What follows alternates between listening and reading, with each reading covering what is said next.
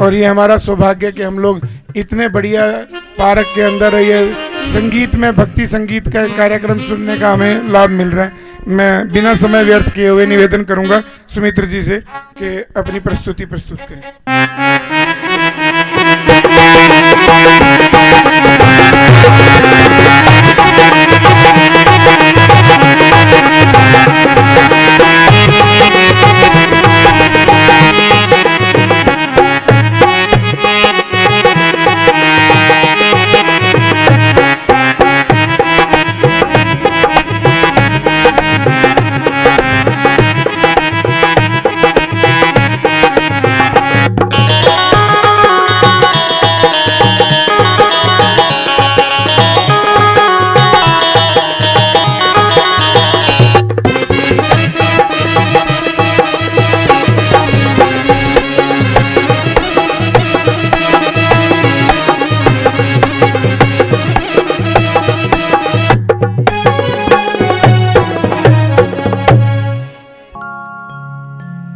आइए सभी मेरे साथ में जुड़ने का प्रयत्न करेंगे और मन स्थिति को ऐसी बनाएं कि जिससे हम जो है एक दूसरे की बात सुन सकें और बातों को सुन करके हमारे जीवन में लाभ जो होना चाहिए वो हो, जिससे मेरा समय भी सार्थक हो जाए और आप सभी का समय भी सार्थक हो।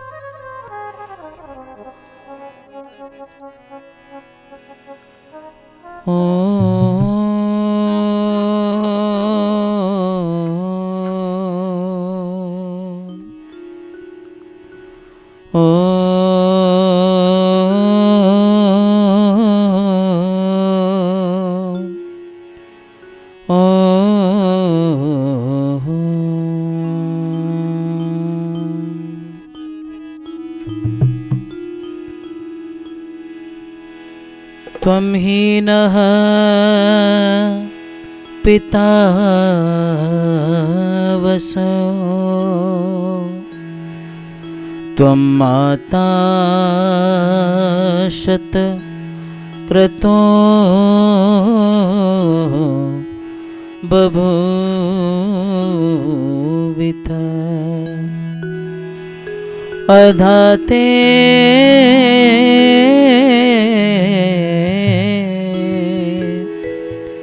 सुम्न में महे।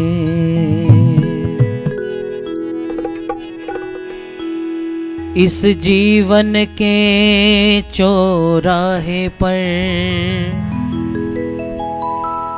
कितनों से मेल मिलाप हुआ, कितनों से मिले मजबूरी में, कितनों से अपने आप हुआ। कुछ से मिल खुशी हुई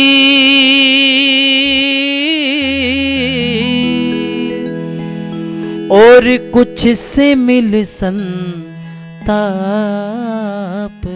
हुआ, पर जिससे मिलना था न मिल सके, ये सोच कर पश्चाताप हुआ। जिससे मिलना था न मिल सके, ये सोच कर पश्चाताप हुआ। तो आइए मेरे साथ में मिलकर के सभी जन बोलेंगे। भैया थोड़ी वॉइस दे दो, थोड़ी हल्की सी को हो तो वो भी दे दो। संसार के वाली ने पश्चदेवस्य काव्यम, ये जितना भी हम जो भी कुछ देखते हैं ये सब किसने बनाया है? ये परमपिता परमात्मा का ही रचाया काव्य है। संसार के वाली ने संसार रचाया है, संसार के वाली ने संसार रचाया है, संसार रचाया कण में समाया है, संसार के वाली ने संसार रचाया है, संसार के वाली ने संसार रचाया है, संसार रचाया है, कण कण में समाया है, संसार के वाली ने संसार रचाया है।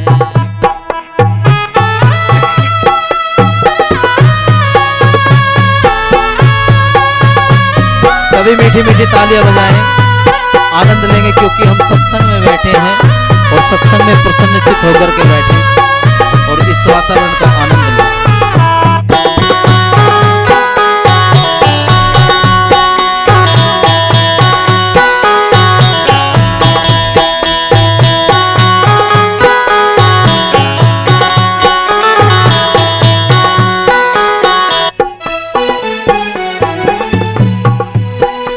आसमां पे सितारों में क्या चमक निराली है, आसमां पे सितारों में क्या चमक निराली है, चांद में ठंडक है, सूरज में लाली है, चांद में ठंडक है, सूरज में लाली है, कहीं शाम घटाओं ने कैसा जल बरसाया है, संसार के वाली ने संसार रचाया है,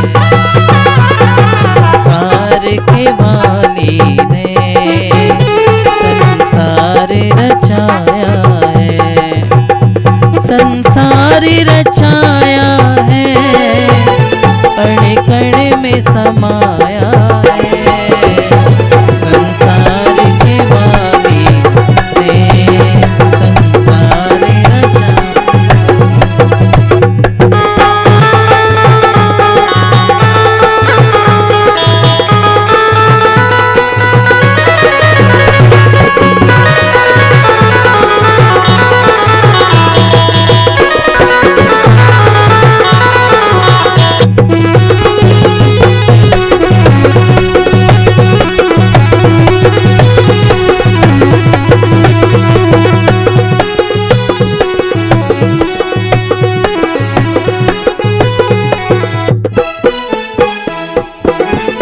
और परमात्मा को कहाँ कहाँ देखता है एक भक्त, क्योंकि भक्त की दृष्टि अलग होती है और साधारण व्यक्ति की दृष्टि अलग होती है। वो हर जगह परमात्मा को देखता है। कैसे? पतझड़ में बहारों में, फूलों में खारों में, पतझड़ में बहारों में, फूलों में खारों में, तेरा रूप झलकता है रंगीन नजारों में, तेरा रूप झलकता है रंगीन नजारों में, भोरों की गुलजारों में क्या गीत सुनाया है, संसार के वाली ने संसार रचाया है, संसार के वाली ने संसार रचाया है।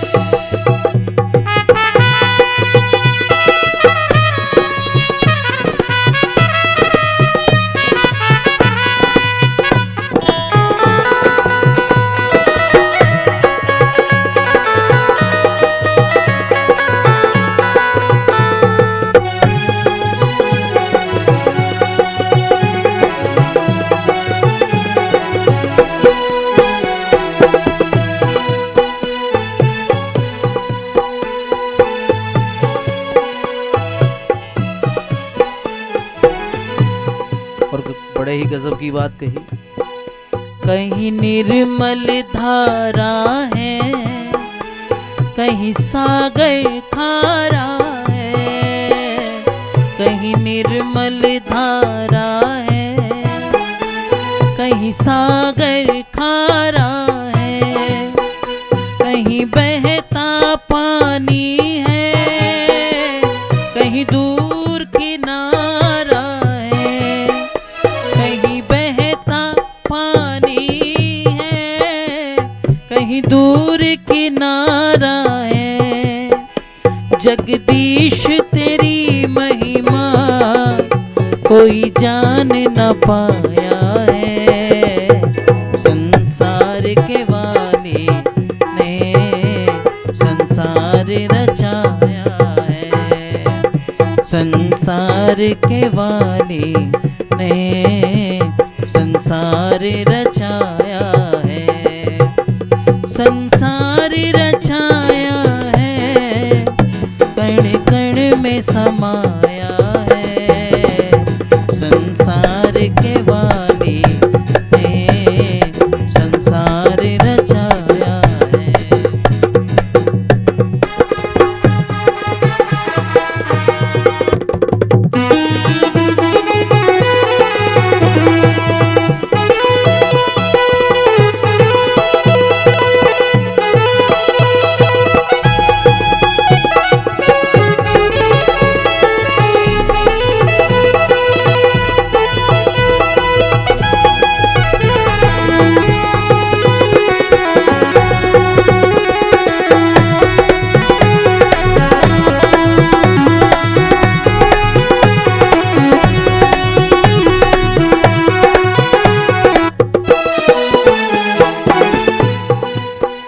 कोई चार के कंधों पर दुनिया से जाता है। कोई चार के कंधों पर दुनिया से जाता है। कोई ढोल बजा करके बारात सजाता है। कोई ढोल बजा करके बारात सजाता है। बेमोल ये सृष्टि का कैसा चक्र चलाया है। संसार के वाली ने संसार रचाया है। संसार के वाली ने संसार रचाया है। संसार रचाया है, कण कण में समाया है। संसार के वाली ने संसार रचाया है। संसार के वाली ने संसार रचाया है। संसार के वाली ने संसार रचाया है। संसार के वाली ने संसार रचाया है। बोलिए सच्चिदानंद भगवान की, बोलिए महर्षि देव दयानंद जी महाराज की। आर्य समाज कीर्तिनगर दिल्ली के इस वार्षिकोत्सव कार्यक्रम में उपस्थित जिनके बड़े ही मधुर प्रवचन आप सभी को सुनने को मिलेंगे। भैया हल्की सी इक्को नहीं है क्या इसमें? इक्को डाल दो, इसमें सिंपल सेट हो रहा है बिल्कुल। थोड़ी वॉइस दे दो थोड़ी सी। वेदों के प्रकांड विद्वान, आर्य जगत के उद्भट विद्वान, पूरे भारतवर्ष में घूम घूम करके वैदिक प्रचार प्रसार करने वाले, आदर और सम्मान के योग्य पूज्य आचार्य संजय याज्ञिक जी, मेरा साथ दे रहे हैं संगीत पर आदरणीय भाई राहुल जी, भाई गोविंद जी, और इस समाज के बहुत ही सुयोग्य आदरणीय धर्माचार्य आदरणीय आचार्य जी अपने श्री ऋषिपाल जी, जिन्होंने बहुत ही सुंदर यज्ञ का कार्यक्रम संपादित कराया है। आदरणीय हमारे प्रधान जी श्री जितेंद्र खरबंदा जी और मंत्री हमारे श्रीमान विनीत बहल जी और बहुत अच्छा जो संगीत भी गुनगुनाते हैं और बड़े प्रेमी व्यक्ति हैं। आदरणीय कोषाध्यक्ष आर्य समाज कीर्तिनगर के श्रीमान नरेश खुराना जी, और स्त्री आर्य समाज से विमल बुद्धि राजा जी, आरती खुराना जी, गीता शर्मा जी, समस्त अधिकारी गणों का बहुत बहुत सम्मान सत्कार। सम्मुख बैठे सभी आर्य भद्र पुरुषों, वंदना एवं पूजा की योग्य मातृशक्ति नौजवान साथियों, बड़ा ही सुंदर ये भव्य कार्यक्रम आप सभी के बीच में रखा गया है। और इस शाम, क्योंकि प्रातः और शाम दोनों समय हमें किसका चिंतन करना चाहिए? परमेश्वर का। और कविवर तुलसीदास ने तो कहा है कि बड़े भाग मानुष तन पावा, सुर दुर्लभ सब ग्रंथन गावा, कि बड़े भाग्य से मानुष का देह, बड़े मानुष की ये जो शरीर है, ये देह मानुष की हमें बड़ी मुश्किल से बड़े शुभ कर्मों के फलस्वरूप मिलती है। ऐसे ही नहीं मिल जाती, क्यों जी? ऐसे थोड़ी मिलती है। बड़े भाग यानी कि बड़े शुभ कर्मों का फल हमको ये चोला मिलता है। नहीं तो जितनी भी योनियों को आप देखते हैं उनमें भी वह ही जीव है जो यहाँ है।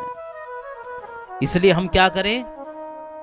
और सभी कार्यों को तो करते रहें, कर्मों को तो करते रहें, क्योंकि कर्म और भोग, और सारी योनियां कैसी हैं?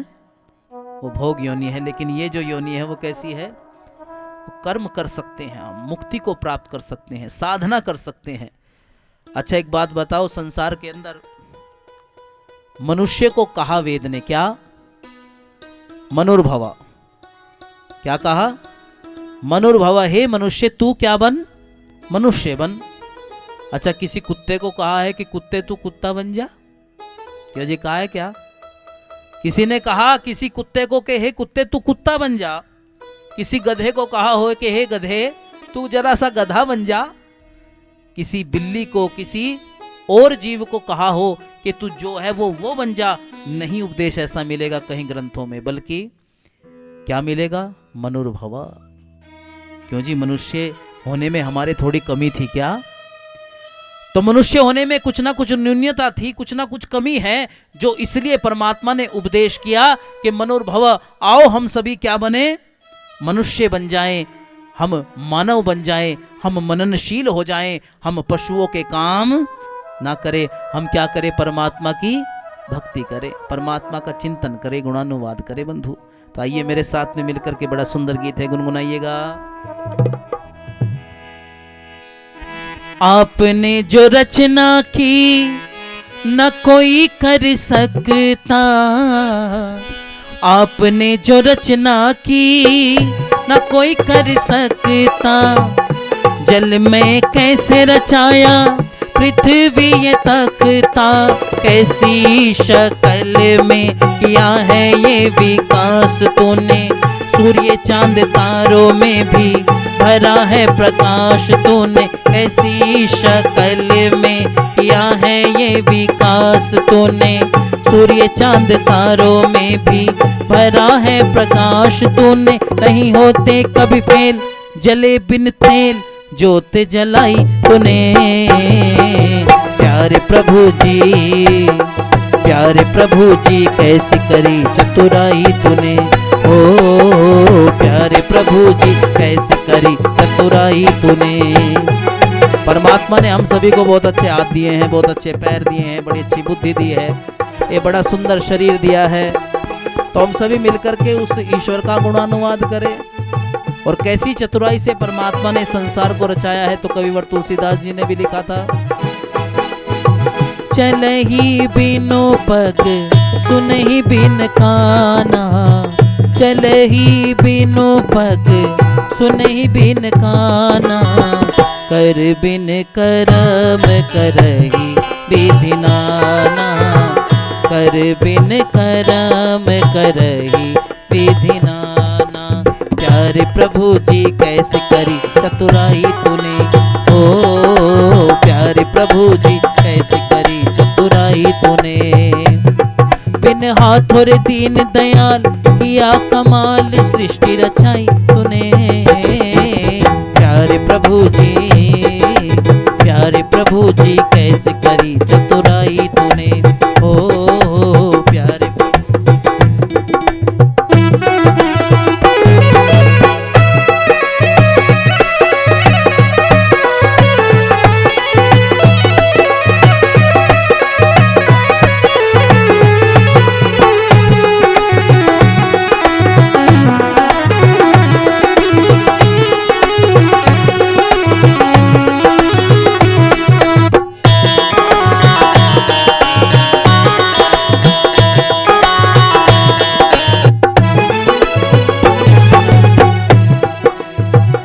फूलों में खुशबू भरी अलग अलग रंग हैं, फूलों में खुशबू भरी अलग अलग रंग हैं। मेवा बनाई जिनके जुदा जुदा ढंग हैं, मेवा बनाई जिनके जुदा जुदा ढंग हैं। पत्तों के डिजाइन न्यारे अनोखा सा खेल है, कद्दू और तरबूज की भाई इतनी सूक्ष्म बेल है। पत्तों के डिजाइन न्यारे अनोखा सा खेल है, कद्दू और तरबूज की भाई इतनी सूक्ष्म बेल है। बड़का पेड़ महान ब्रबंटी में जान सही लगाई तूने, प्यारे प्रभु जी, हाँ प्यारे प्रभु जी कैसे करी चतुराई तूने। ओ प्यारे प्रभु जी कैसी करी चतुराई तूने। बिन हाथों रे दीन दयाल किया कमाल सृष्टि रचाई तूने। प्यारे प्रभु जी कैसी करी चतुराई तूने।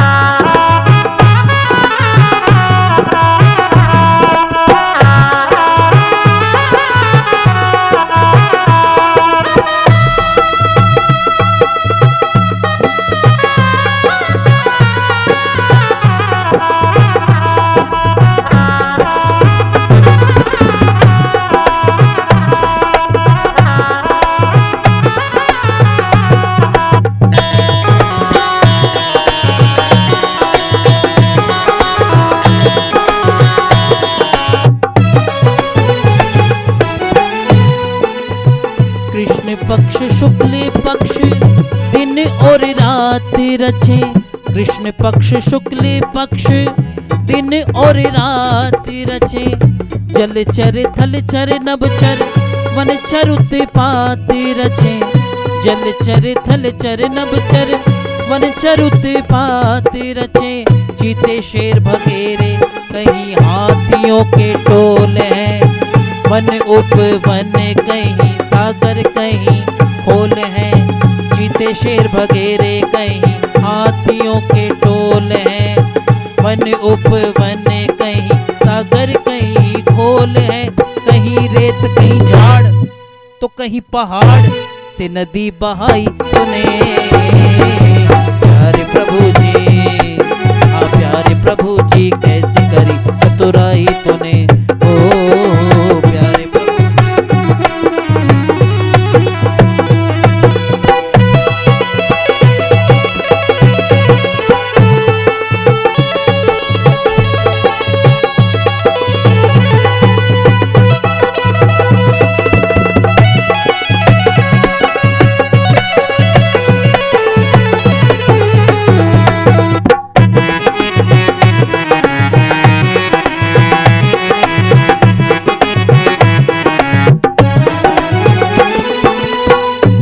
हम इस तन को देखते हैं, मानव के शरीर को देखते हैं, भैया इसकी आवाज़ क्यों दब रही है?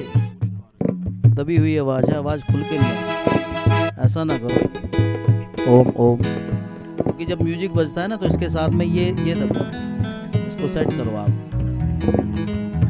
जब हम अपनी देह को देखते हैं, इस मानव के शरीर को देखते हैं, तब पता चलता है कि एक एक अंग को परमात्मा ने कितनी वैज्ञानिकता से बनाया है।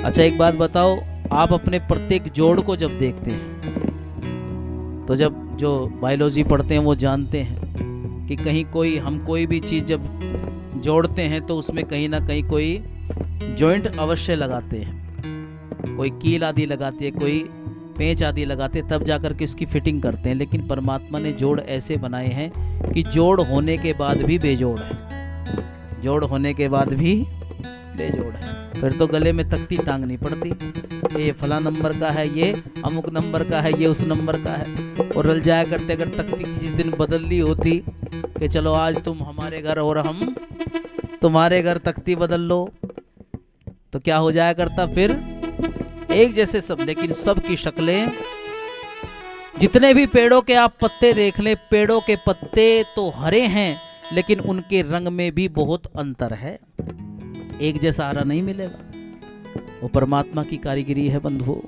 और जब हम इस सृष्टि को देखते हैं, जब इस शरीर को देखते हैं, हर एक वस्तु को देखते हैं, तो पता चलता है कि वो कितना बड़ा वैज्ञानिक है ईश्वर। कैसे? गर्भ में इंसान की है अजब घड़ाई, गर्भ में इंसान की है अजब घड़ाई, सबकी ये शक्ल अक्ल न्यारी बनाई, सबकी ये शक्ल अक्ल न्यारी बनाई, हाथ पैर मुख नाक जीभ दांत कान है, आँख में ये पुतली पुतली में दिल का निशान है, आँख में ये पुतली पुतली में दिल का निशान है, कहे शरण रघुवीर सबकी तकदीर अलग बनाई तूने, प्यारे प्रभु जी, हाँ प्यारे प्रभु जी कैसे करी चतुराई तूने, ओ प्यारे प्रभु जी कैसे करी चतुराई तूने, बिन हाथ और दीन दयाल किया कमाल सृष्टि रचाई तूने, प्यारे प्रभु जी, प्यारे प्रभु जी कैसे करी चतुराई तूने, ओ प्यारे प्रभु जी कैसे करी चतुराई तूने, ओ प्यारे प्रभु जी कैसे करी चतुराई तूने, ओ प्यारे प्रभु जी कैसे करी, ओ प्यारे प्रभु जी कैसे करी चतुराई तूने। बोलिए सच्चिदानंद भगवान की। प्यारे बंधुओं, कैसी रचना। परमपिता परमात्मा की दो मित्र थे और एक मित्र वह है जो आस्तिक मित्र है। आदरणीय बाबूजी आशीर्वाद दे रहे हैं, कुछ धनराशि भेंट कर रहे हैं, उनका बहुत बहुत धन्यवाद। एक बार इनके लिए जोरदार ताली। स्वागत करेंगे, क्योंकि कहीं का दान कहीं उतारे और कहीं का पाप कहीं दे मारे। इसलिए निवेदन कर रहा हूं कि परमपिता परमात्मा को एक मित्र ऐसा है जो बड़ा ही आस्तिक स्वभाव का है, मानता है, और एक है नास्तिक। तो दोनों में आपस में जब चर्चा हुई, कहने लगे कि परमात्मा को तुम कहते हो कोई बड़ी वैज्ञानिकता से, बड़े ही जो है एक साइंटिफिक तरीके से उसने सभी चीज़ों की रचना की है, और कितना बड़ा परमात्मा शिल्पकार है, कितना बड़ा वैज्ञानिक है, हम तो नहीं मानते। दूसरा मित्र बोले, क्या बोले कि हम तो नहीं मानते। क्यों नहीं मानते?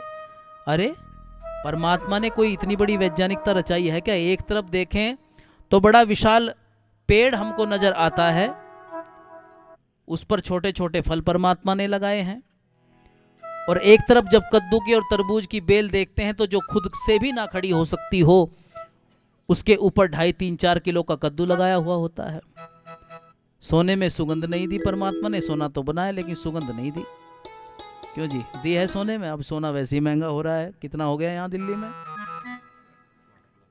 मैं कह रहा हूँ अगर सोने में सुगंध होती ना, चोरों को ढूंढने की जरूरत ना पड़ती, फिर कहाँ से आ रही, किस अलमारी में है, ऐसे सूंघ करके लग जाता पता।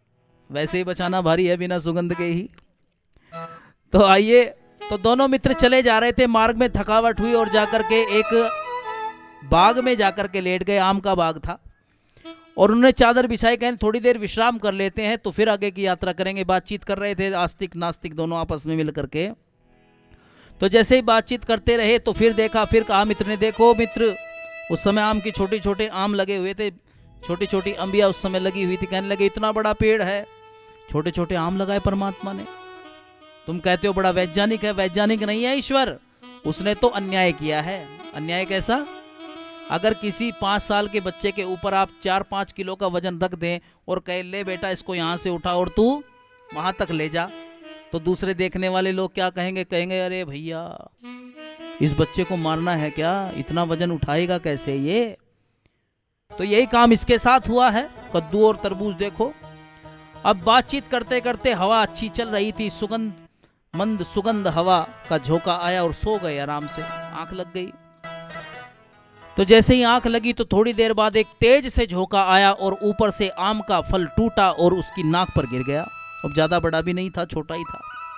तो जैसे ही नाक पर गिरा तो नाक से देखा हाथ लगा करके कि नक्सीर यानी कि खून आ चुका है, और जैसे ही देखा कि खून आ गया है तो परमात्मा को धन्यवाद ज्ञापित करने वाले मित्र को उठाया। हे मित्र उठो, तुम अपनी जगह सही हो। कहने लगा क्यों, क्या हो गया? अरे देखो तुमने मेरा हाल नहीं देखा क्या? कहने लगा ये क्या हुआ भैया, खून कैसे आ गया नाक से? कहने लगा अभी एक झोंका हवा का आया और ये ऊपर जो आम के फल लगे हैं ये टूट करके एक मेरे नाक पर गिरा और उससे ये जो है मुझे नाक में खून आ गया है। तुम सही कहते हो, परमात्मा ने बड़ी वैज्ञानिकता से संसार को रचाया है। क्यों? क्योंकि अगर मेरे मत के अनुसार यहाँ आज 2.5, 3, 4 किलो का कद्दू होता और वो टूटकर मेरे मुख पर गिरता तो ये जो नक्शा मेरा ऑस्ट्रेलिया का बन जाता।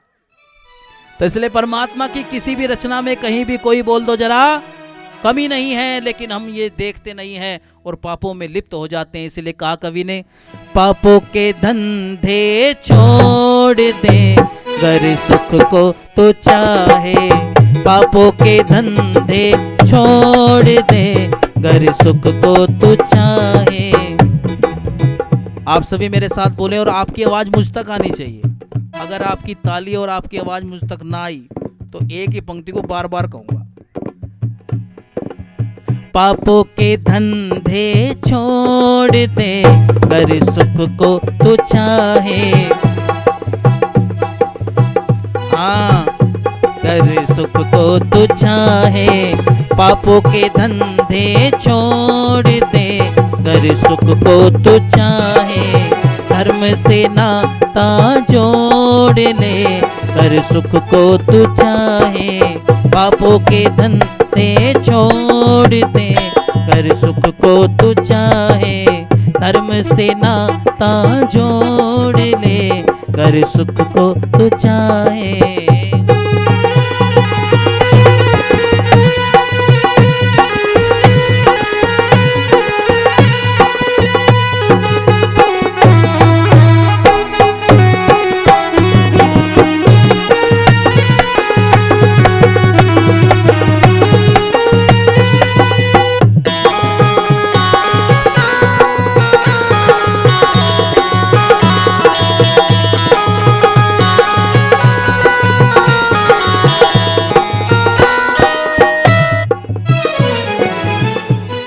कहा धर्म ही जीवन का मूल खजाना, धर्म ही सुख का मूल खजाना, धर्म ही सुख का मूल खजाना, चाहे अगर तू जीवन में पाना, चाहे अगर तू जीवन में पाना, दोषों की मटकी, दोषों की मटकी, दोषों की मटकी, दोषों की मटकी, दोषों की मटकी तोड़ दे कर सुख को तू चाहे, धर्म से नाता जोड़ ले कर सुख को तू चाहे, धर्म से नाता जोड़ ले कर सुख को तू चाहे, पापों के धंधे छोड़ दे।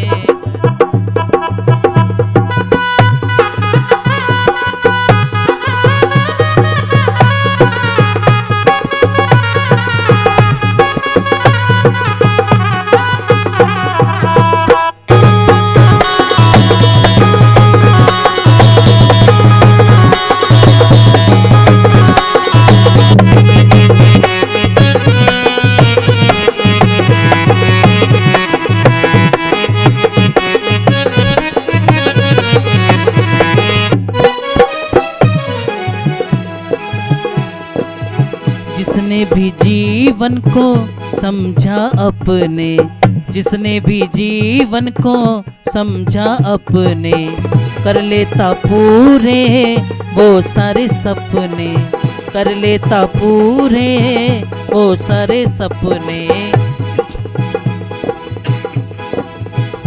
हाँ, जिसने भी जीवन को समझा अपने, कर लेता पूरे वो सारे सपने जी, कर लेता पूरे वो सारे सपने।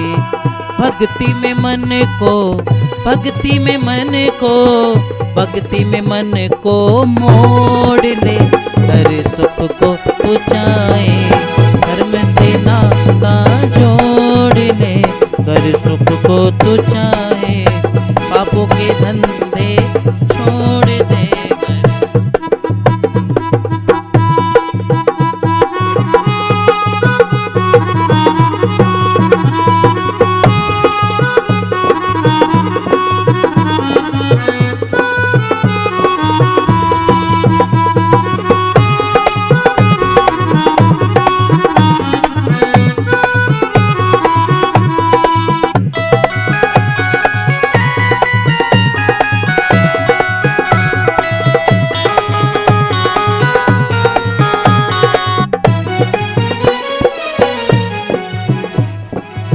जीवन की बगिया खिल जाए तेरी, जीवन की बगिया खिल जाए तेरी, शुभ सारी भावना जो बन जाए तेरी, शुभ सारी भावना जो बन जाए तेरी।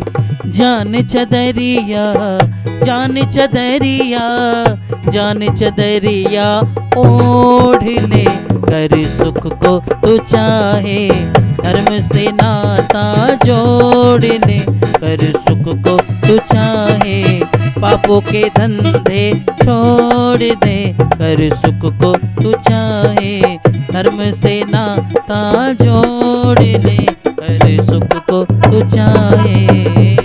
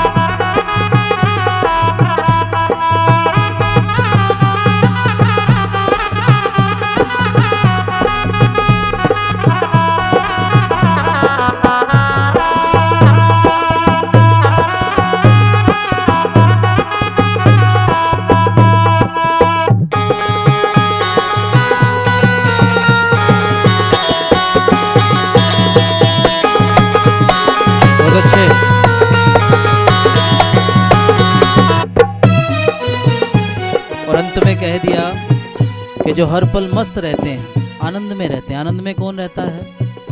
जो आनंद स्वरूप परमात्मा के साथ जुड़ा रहता है। अच्छा एक बात बताओ, किसी आदमी के संबंध अगर किसी विधायक से हो या किसी बड़े नेता से हो या मोदी जी से हो, तो बोलो अपने आप को कैसा मानता है वो व्यक्ति?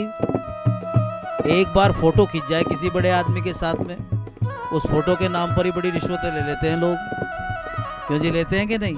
मेरे तो संबंध है उनसे, मेरे तो घर जैसी बातें हैं, मेरे तो जो है इतने प्रगाढ़ संबंध है कि मेरी उनसे सीधी बात है। तो लोग कितना बखेरते हैं अपनी शेखियां कि हाँ हमारे तो उनसे संबंध है। और एक साधारण व्यक्ति से जब आपके संबंध है, उससे आप इतना अपने आप को खुशहाल महसूस करते हैं। लेकिन जो जगत पिता है, जो सच्चित आनंद है, जिसके पास में आनंद ही आनंद है, जो दुखों को दूर कर देने वाला है, जो जगत का रचाने वाला है, जो इस संसार में सब सुखों को हमें प्रदान करने वाला है, जिसके संबंध असल में अंदर से वास्तविक में उससे होते हैं, वो संसार में और किसी का मोहताज, वो किसी से डरता, वो किसी से दुखी नहीं होता बंधुओं। इसलिए महर्षि देव दयानंद जी महाराज ने संसार में वो कार्य किया है जो उनसे पहले आने वाले महापुरुषों ने शायद नहीं किया, क्योंकि वो उस जगत पिता और सर्वशक्तिमान ईश्वर के सानिध्य में।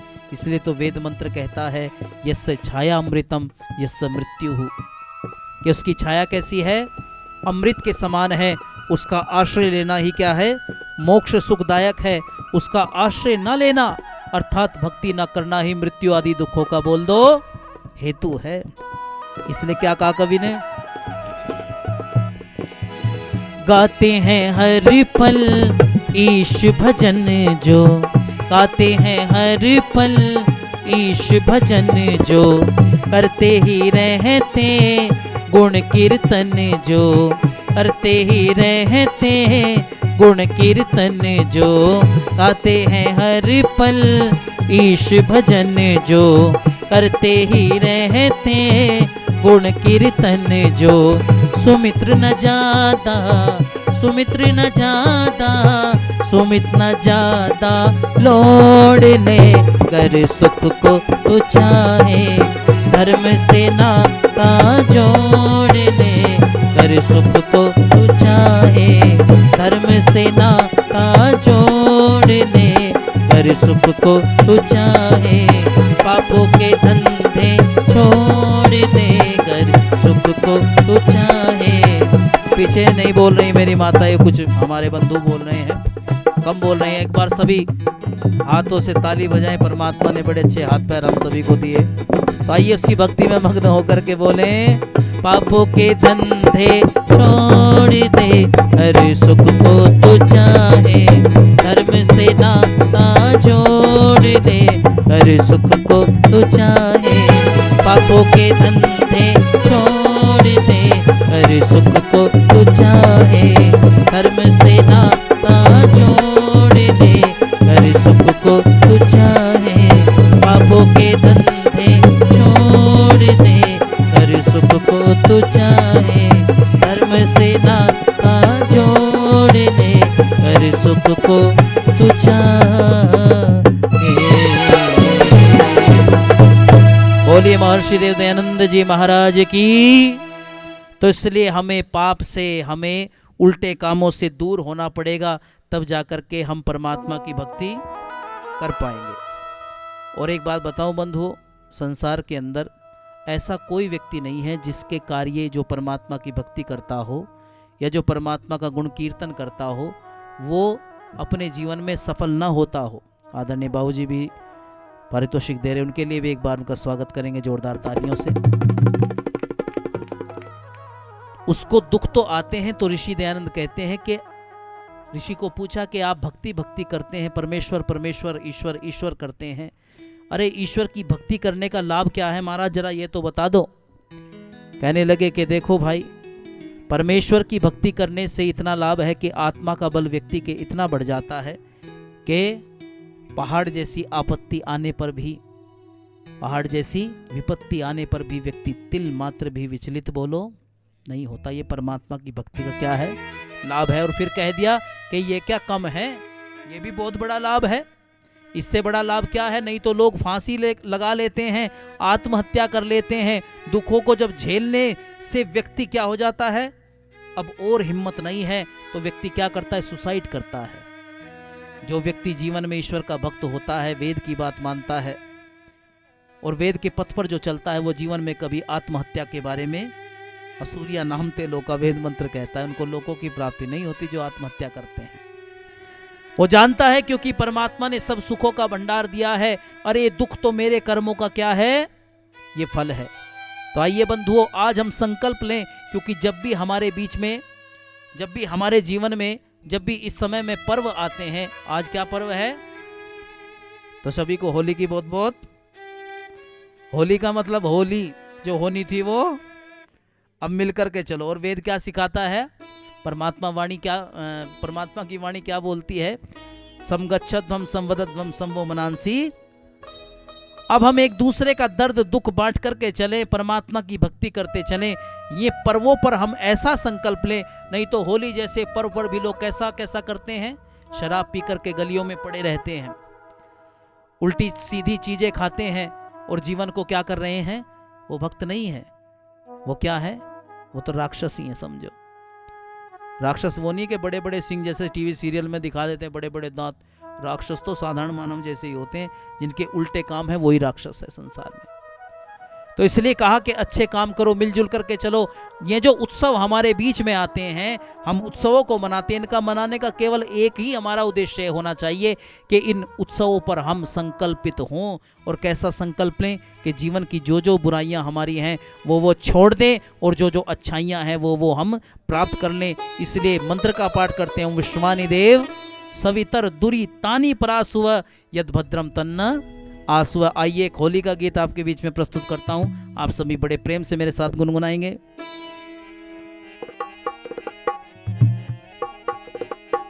और बड़ा सुंदर संदेश लेकर के चलेंगे। मिलकर सब रंग उड़ाओ गुलाल, अज होली आई। आप सभी मीठी मीठी ताली बजाएंगे और आनंद लेंगे इस वातावरण का, इस पर्व का। मिलकर सब रंग उड़ाए गुलाल जी, अज होली आई। मिलकर सब रंग उड़ाए गुलाल जी, अज होली आई। मिलने का दिन आता हर साल जी, अज होली आई। मिलने का दिन आता हर साल जी, अज होली आई। मिलकर सब रंग उड़ाए गुलाल जी, अज होली आई। मिलने का दिन आता हर साल जी, अज होली आई।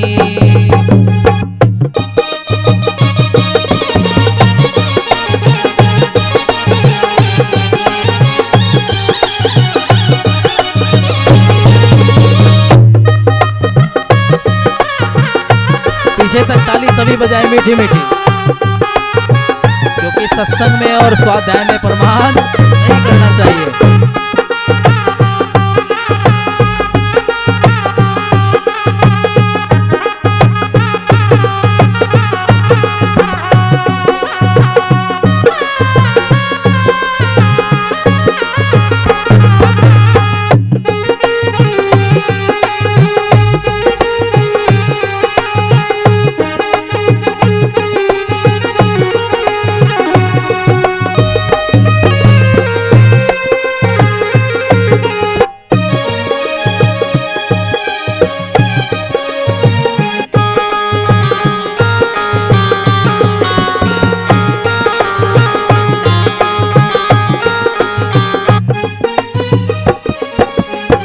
फूलों को बिखरा देवे, बिछड़ों को मिलवा देवे। जो बिछड़ गए हैं हमसे, दूर हो गए, नाराजगी है कुछ ना कुछ, दूर करनी चाहिए नाराजगी। और होली कैसी, ये जो कच्चे पक्के जो रंग होते हैं ना, लगा देते हैं लोग, अपनी खुन्नस भी निकालते हैं कुछ तो, लेकिन रंग कैसे हो, रंग ऐसे हो जो एक बार चढ़ जाए। वो कैसा, वो केमिकल वाला रंग नहीं है, वो हमारे व्यवहार का रंग है, हमारे जीवन का रंग है। एक दूसरे पर चढ़ गया तो सारी जिंदगी चढ़ा रहना, वो प्रभाव रहना चाहिए। कैसे करें? बिछड़ों को मिलवा देवे, फूलों को बिखरा देवे, बिछड़ों को मिलवा देवे। फूलों को बिखरा देवे, बिछड़े को मिलवा देवे। मिलकर सब हो जाए खुशहाल जी, अज होली आई। मिलकर सब हो जाए खुशहाल जी, अज होली आई। मिलकर सब रंग उड़ाए गुलाल जी, अज होली आई। मिलकर सब रंग, और जैसे रंग जैसे न्यारे न्यारे, रंग कितने होते हैं? 7 रंग, न्यारे न्यारे सब। लेकिन जब सातों रंगों को आपस में मैच करते हैं तो क्या होता है? अनेक रंग उत्पन्न होते हैं। कैसे? रंग जैसे न्यारे न्यारे, मिलकर बनते हैं सारे। रंग जैसे न्यारे न्यारे, मिलकर बनते हैं सारे। बंधन के तोड़ो तुम जंजाल जी, अज होली आई। बंधन के तोड़ो तुम जंजाल जी, अज होली आई। मिलजुल कर अज होली आई।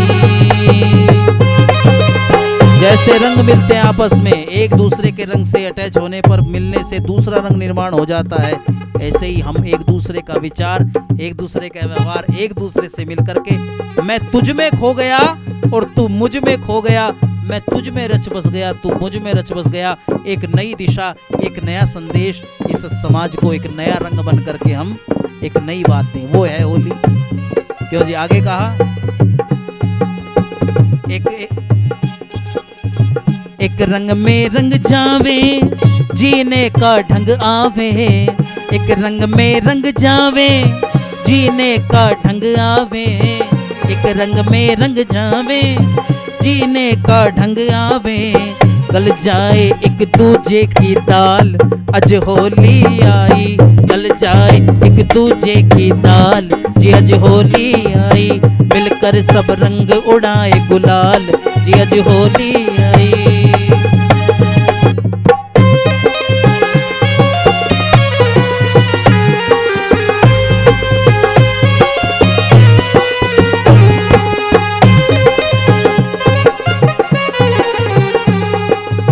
दाल गलना ही तो मुश्किल है एक दूसरे की। कहते भाई इसकी और मेरी दाल नहीं गलती। दाल गल जाए, और जब दाल गल जाती है एक दूसरे की तो खाने में भी आनंद आता है। ये है पर्व, ये सिखाते हैं जो हमें पीछे गलतियां की हैं वो गलती आगे ना करें, बल्कि आगे क्या बढ़ करके चलें, एक दूसरे के साथ कदम से कदम मिला करके चलें। समगच्छध्वम, इसलिए तो वेद ने समझाया कि आओ मिल करके रहें, एकजुट होकर के रहें, संगठन में रहें। और कहा भक्ति का रंग चढ़ाएं, होली का रंग लगाएं। भक्ति का रंग चढ़ाएं, होली का रंग लगाएं। भक्ति का रंग चढ़ाएं, होली का रंग लगाएं। गीतों से गूंजे सुमित्र पंडाल, जी अज होली आई। गीतों से गूंजे ये पंडाल, अज होली आई। मिलकर के रंग उड़ाए गुलाल, जी अज होली आई। मिलकर के रंग उड़ाए गुलाल, जी अज होली आई। मिलकर के रंग उड़ाए गुलाल, जी अज होली आई। बोलिए सच्चिदानंद भगवान की। तो आज होली का पर्व है, ये हम जो है अपने जीवन में संकल्प लें कि हम अच्छे कार्यों को करेंगे और बुरे कार्यों को बोलो छोड़ देंगे। यही जीवन के अंदर संकल्प लेकर के जब हम पर्वों को मनाते हैं, एक दूसरे से प्रेम करते हैं, तो क्या होता है जीवन में, बोलो खुशियाँ आती है कि नहीं आती हैं। जब सारे मिलकर के त्योहार पर घर आते हैं, जो बाहर नौकरियां करते हैं, जो बाहर बिजनेस करते हैं, घर से बाहर रहते हैं, लेकिन जब त्योहार होता है सब घर पर आकर के इकट्ठे रहते हैं, मिलकर के जब त्योहार मनाते हैं, बोलो उसमें आनंद है कि अपने अलग अलग खीर पूरी पका करके खाने में है, अपने अपने खाली खाली खाने में नहीं है। क्योंकि वेद कहता है जो अकेला खाता है वो क्या खाता है,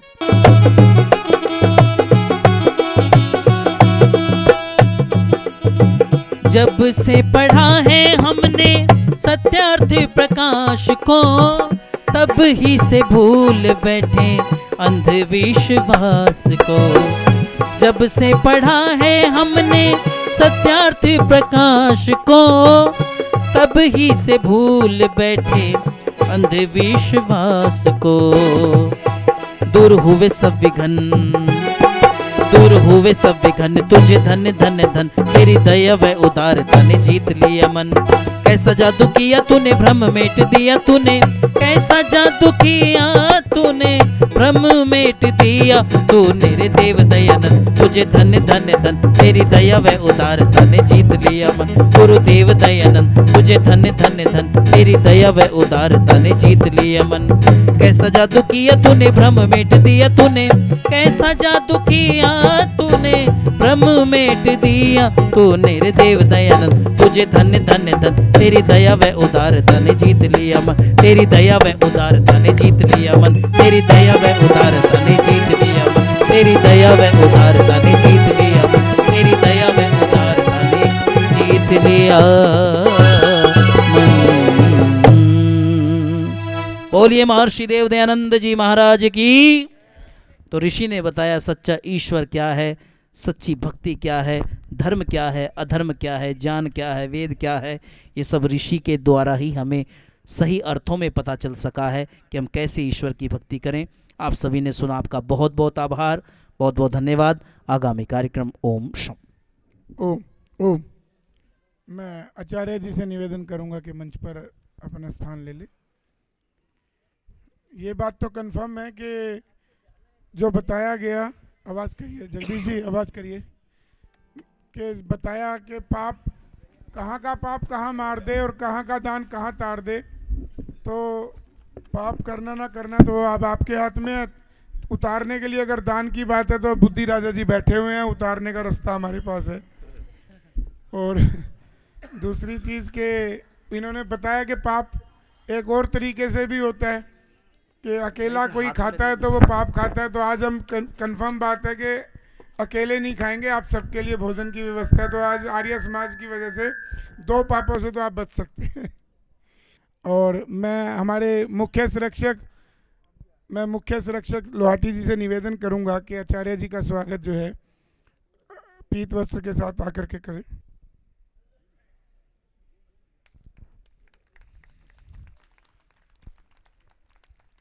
एक जोरदार तालियां पहले सुमित्र जी के लिए भी बजनी चाहिए, बहुत जोर से, पुनः करतल ध्वनि के साथ उनका धन्यवाद उनकी टीम का। बड़े अच्छे से उन्होंने इतने सुंदर वातावरण के अंदर, इतने सुंदर पार्क में इतने सुंदर भजन सुनाए और पूरा भक्ति संगीत में हमें अब डुबो दिया। और आचार्य जी आज का विषय इन्होंने अपनी तरफ से बोले, मैं होली वगैरह के विषय पे कल सुबह बताऊंगा सुबह के सत्र में, लेकिन आज क्योंकि मेरा इस परिवार में पहला दिन है और यहाँ आर्य समाज कीर्ति नगर में, तो आज मैं ईश्वर पे ही बोलना सबसे पहले पसंद करूंगा। तो आज ईश्वर के विषय में हमें जरूर कुछ लाभ प्राप्त हो। धन्यवाद। इससे पहले कि इस चर्चा को आरंभ करें हैं, थोड़ा सा मन बना लें, हैं प्रधान जी।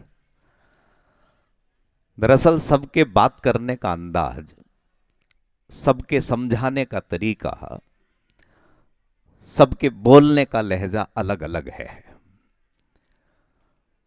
मैंने कई लोगों को सुना, वो ऐसा कहते हैं मंच से कि मेरे पास समय बहुत कम है और मुझे बहुत कुछ बताना है, बहुत कुछ बोलना है। और मेरी मान्यता अपनी ये है कि समय भले ही कुछ ज्यादा हो, लेकिन हमें तो कम बोलना है, लेकिन जितना बोलना है वो सुनने वाले की मन मस्तिष्क में दर तहदर बिल्कुल स्थिर हो जाए। तो मैं तो कम से कम संतोष का भाव रखता हूं कि मैं अपने बोलने के साथ में न्याय कर पाया हूं। आवाज कैसे हो रही है इसकी? अजीब सी। ठीक है।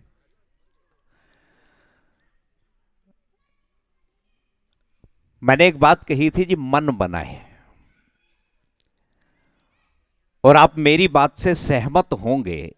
वैसे मैं बैठे बैठे सोच रहा था, मंत्री जी ने अभी कहा कि आचार्य जी आज ये बोलने वाले थे, फिर ईश्वर के विषय में बोलने का मन हुआ। मैं बैठे बैठे सोच रहा हूं कि इतने व्याख्यान, इतने प्रवचन आप सुनते हैं, ईश्वर के विषय में बहुत बड़े बड़े विद्वानों के श्रीमुखों से आपने बहुत गंभीर प्रवचन सुने हैं, तो मैं इस विषय पर क्या आपके बीच में बोलूं, क्योंकि गुणात्मक परिवर्तन उतना देखने को मिलता नहीं है। और इसका कारण क्या है, थोड़ा सा विचार करना मेरी बात पर, फिर मैं मेरी बात शुरू करूंगा। किसी भी देश का कोई भी किसान हो, चाहे वो बहुत पढ़ा लिखा है, कम पढ़ा लिखा है या अनपढ़ है, कोई भी किसान किसी देश का ऐसा नहीं होगा जो अपने खेत की मिट्टी को, अपने खेत की जमीन को तैयार किए बगैर उसमें बीज डाल दे। क्या होगा माताओं बहनों? कोई किसान ऐसा नहीं होगा। हर किसान अपने खेत की मिट्टी को पहले बहुत अच्छे से तैयार करता है, बहुत अच्छे से जोतता है, और जब वो सुनिश्चित हो जाता है, जब वो आश्वस्त हो जाता है कि मैंने इस जमीन को बहुत अच्छे से तैयार कर लिया, तब वो उसमें बीजारोपण करता है। और ऐसा करने के पश्चात उसे फल मिलता है, अर्थात वो बीज अंकुरित होता है, उसे अन्न की प्राप्ति होती है। और यदि कोई किसान अपने खेत की जमीन को तैयार ना करे, खेत की मिट्टी को अच्छे से जोते नहीं और बिना तैयारी किए केवल ऊपर ऊपर से उसमें बीज डाल दे, तो आप स्वयं इस बात से आश्वस्त होंगे, स्वयं इस बात को कह उठेंगे कि इस प्रकार से बीज डालने का उसे कोई भी लाभ नहीं होगा। और मैं बड़े दुख के साथ में इस बात को कहता हूं, क्योंकि मैं बहुत मन से बोलता हूं। भारतवर्ष में यही हो रहा है। यही एक परंपरा चल रही है। मंच सजता है, इस मंच के ऊपर विद्वानों का आगमन होता है, बड़े बड़े विद्वान इस मंच की शोभा को बढ़ाते हैं, और जो उनका बोलने का समय उन्हें मिला, उस समय अवधि में वो अपना भाषण, अपना व्याख्यान, अपना प्रवचन आरंभ कर देते हैं। आप जानते हैं इस मंच से क्या दिया जाता है? इस मंच से विचार रूपी बीज दिया जाता है, और इस विचार रूपी बीज को जिस भूमि में जमना होता है वो भूमि है हमारी मन की हृदय रूपी क्षेत्र भूमि। यदि इस मन रूपी क्षेत्र भूमि को हमने तैयार नहीं किया, इस हृदय रूपी क्षेत्र भूमि को हमने तैयार नहीं किया, और बिना उसे तैयार किए ही हमने बीज डाल दिया, अर्थात अपने विषय को कहना शुरू कर दिया, तो ध्यान देना इसका कोई विशेष लाभ होने वाला नहीं है। आप मेरी बात से सहमत हैं ना जी? तो विद्वान का, उपदेशक का, आचार्य का, गुरु का पहला काम क्या होता है? ध्यान से सुनना। पहला काम ज्ञान देना नहीं होता। उपदेशक और आचार्य का पहला काम, प्रधान जी, क्या होता है? खुराना जी, क्या होता है? सुनने वाले के अंदर जिज्ञासा को पैदा करना, जानने की उत्कंठा को पैदा करना। तो आइए उसी प्रकार का एक प्रयत्न करेंगे, और आप भी मन बना लें। पानी है क्या थोड़ा? चलिए एक बार मिलकर मेरे साथ थोड़ी सी आवाज बढ़ा देना। गायत्री महामंत्र का सामूहिक रूप से पाठ करेंगे, और उसके बाद थोड़ी सी चर्चा इसी विषय को लेकर बड़ी गंभीरता से हम करने वाले हैं। तो आप भी सब मेरे साथ मिलकर गायत्री महामंत्र का पाठ करेंगे। बच्चों, आप भी बोलना है।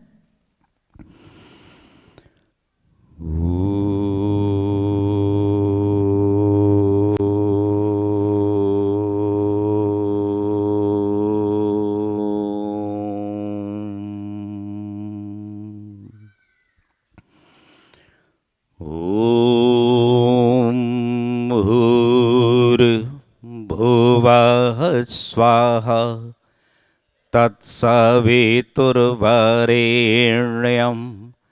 भर्गो देवस्य धीमहि धियो यो नः प्रचोदयात्। धियो यो नः प्रचोदयात्। धियो यो नः प्रचोदयात्।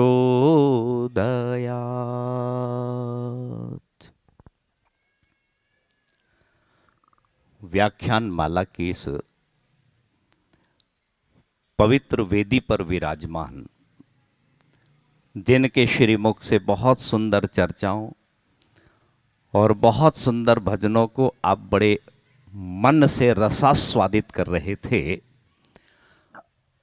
आर्य जगत के बहुत सुप्रसिद्ध भजनोपदेशक सम्माननीय श्रीमान सुमित्र जी अंगिरस, आपके सहयोगी, जिनके कुशल ब्रह्मत्व में सबसे पहले हमने संसार के श्रेष्ठ और ज्येष्ठ कार्य को यहां संपादित किया। पवित्र आर्य समाज कीर्ति नगर के बहुत सुयोग्य धर्माचार्य सम्माननीय श्रीमान डॉक्टर ऋषिपाल जी, जिन्होंने बड़े प्रेम, आदर और सम्मान से इस कार्यक्रम की सूचना को आप तक पहुंचाया और यहां आने के लिए सादर आमंत्रित किया। इस सुंदर आयोजन के सभी सम्माननीय आयोजकगण और जिन्होंने नेपथ्य में रहकर इस कार्यक्रम की सफलता के लिए प्रयत्न और पुरुषार्थ किया होगा, आपके वो सभी अनाम सहयोगी, अपने अपने क्षेत्र के सभी विशिष्ट महानुभाव, पूज्य वंदनीय मातृशक्ति एवं समुपस्थित सभी विचारशील सज्जनों, एक मंत्र को आधार बनाकर मैं आपके बीच में थोड़ी सी चर्चा करूंगा। लेकिन उससे पहले मैं इस मंत्र को आपके बीच में बोलूं, एक छोटी सी कहानी सुनाता हूं। और ये कहानी शुरू होती है प्राचीन मंदिर के बुर्ज से। कोई बहुत प्राचीन शिव मंदिर है और इस शिव मंदिर की बुर्ज पर प्रधान जी कुछ कबूतर बड़े प्रेम से मिलकर रहते हैं। कोई दिक्कत नहीं, कोई तकलीफ नहीं, कोई परेशानी नहीं। कुछ दिनों के बाद इस मंदिर की जो कमेटी है, जो समिति है, उनकी एक मीटिंग हुई और मीटिंग में यह सुनिश्चित हुआ कि इस मंदिर का अब जीर्णोद्धार करना है। काफी पुराना हो गया है, फर्श कई जगह से उखड़ गया है, मरम्मत का कार्य कराना होगा। क्योंकि बड़े दिनों से हमने अपने इस मंदिर का वार्षिक सम्मेलन भी नहीं किया है, इसलिए एक उत्सव भी करेंगे। तिथि निश्चित हुई, इस मंदिर की मरम्मत के लिए कार्य आरंभ हुआ और इसी क्रम में राज हैं, मिस्त्री हैं, मजदूर हैं, इस कार्य को करने वाले जो संबंधित लोग हैं, उनकी आवाजाही वहां बढ़ी। आवाजाही जब वहां बढ़ी तो इन कबूतरों को लगा, हलचल हुई कि यहां शायद अब कुछ ठिकाना कम समय का रह गया है, शायद यहां से अब जाना पड़ेगा।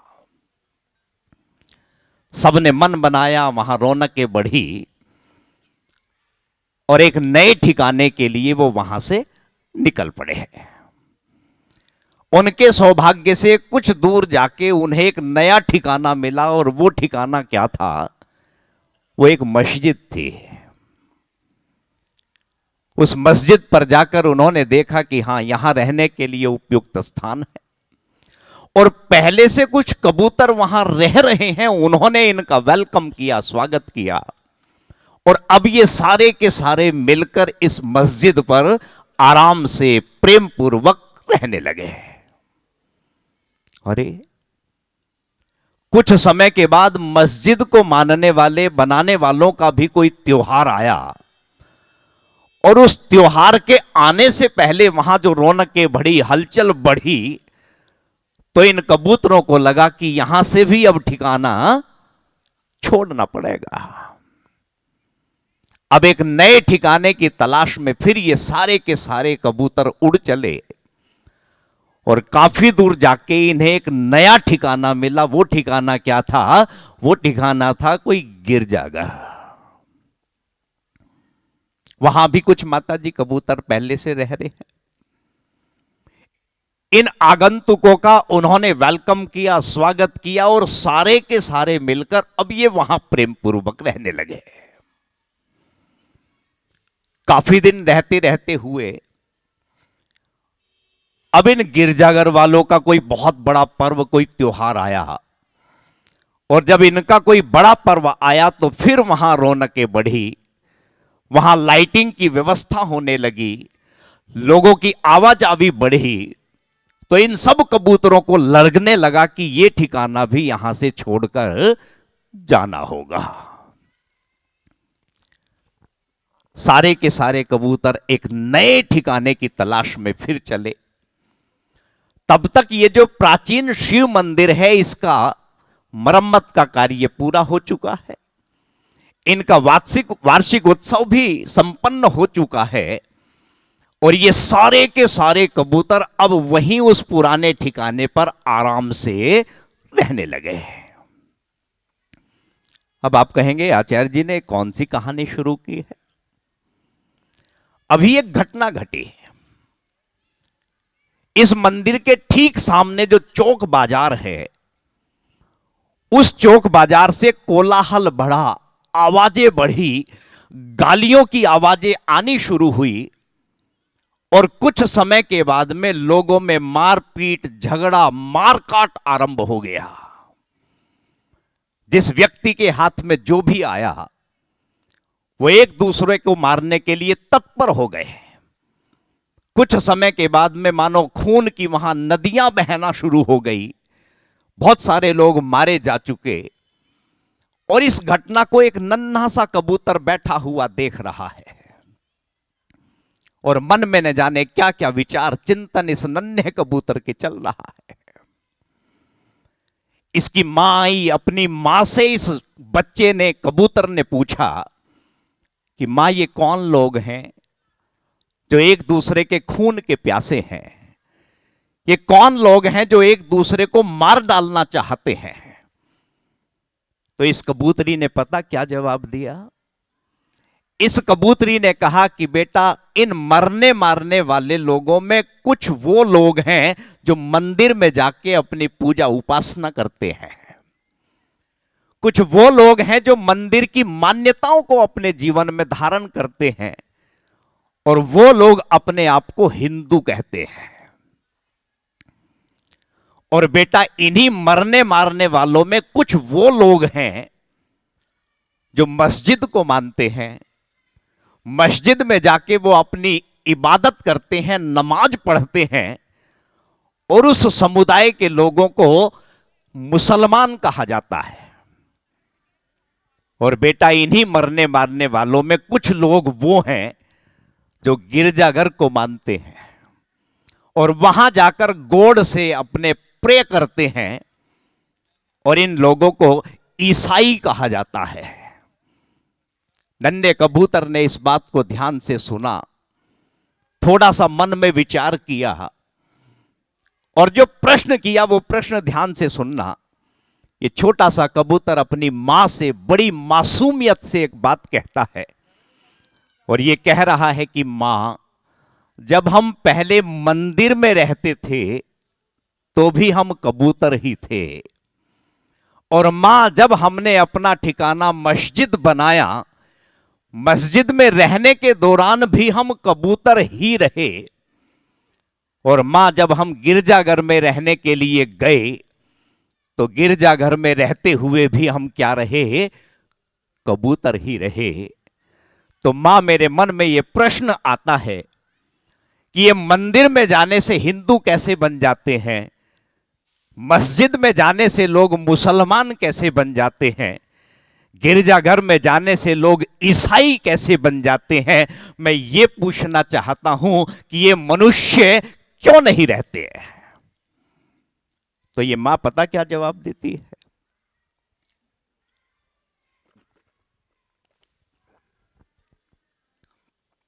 ये मां जवाब दे रही है कि बेटा, उस परमात्मा ने हम सबको केवल एक स्वाभाविक ज्ञान दिया है। जीवन रक्षण, जीवन जीने के लिए जितने ज्ञान की आवश्यकता है वो परमात्मा ने जन्म के साथ ही हमें दे दिया है। लेकिन इस मनुष्य को परमात्मा ने नैमित्तिक ज्ञान दिया है, लेकिन हम स्वाभाविक ज्ञान प्राप्त करने के बाद भी उस एक ईश्वर की सत्ता में विश्वास करते हैं, उस एक ईश्वर की सत्ता को मानते हैं। लेकिन मनुष्य को अभी उस एक ईश्वर की सत्ता में विश्वास करना आया नहीं है, और जिस दिन ये मनुष्य एक ईश्वर की सत्ता में विश्वास करने लगेगा, उसी दिन इसका आपस का जितना भी झगड़ा है, जितना भी मन मुटाव है, वो पूरी तरह से दूर हो जाएगा। ये मैंने एक कहानी सुनाई है, बजाओ तो अच्छे से बजाओ, नहीं तो नहीं बजाओ।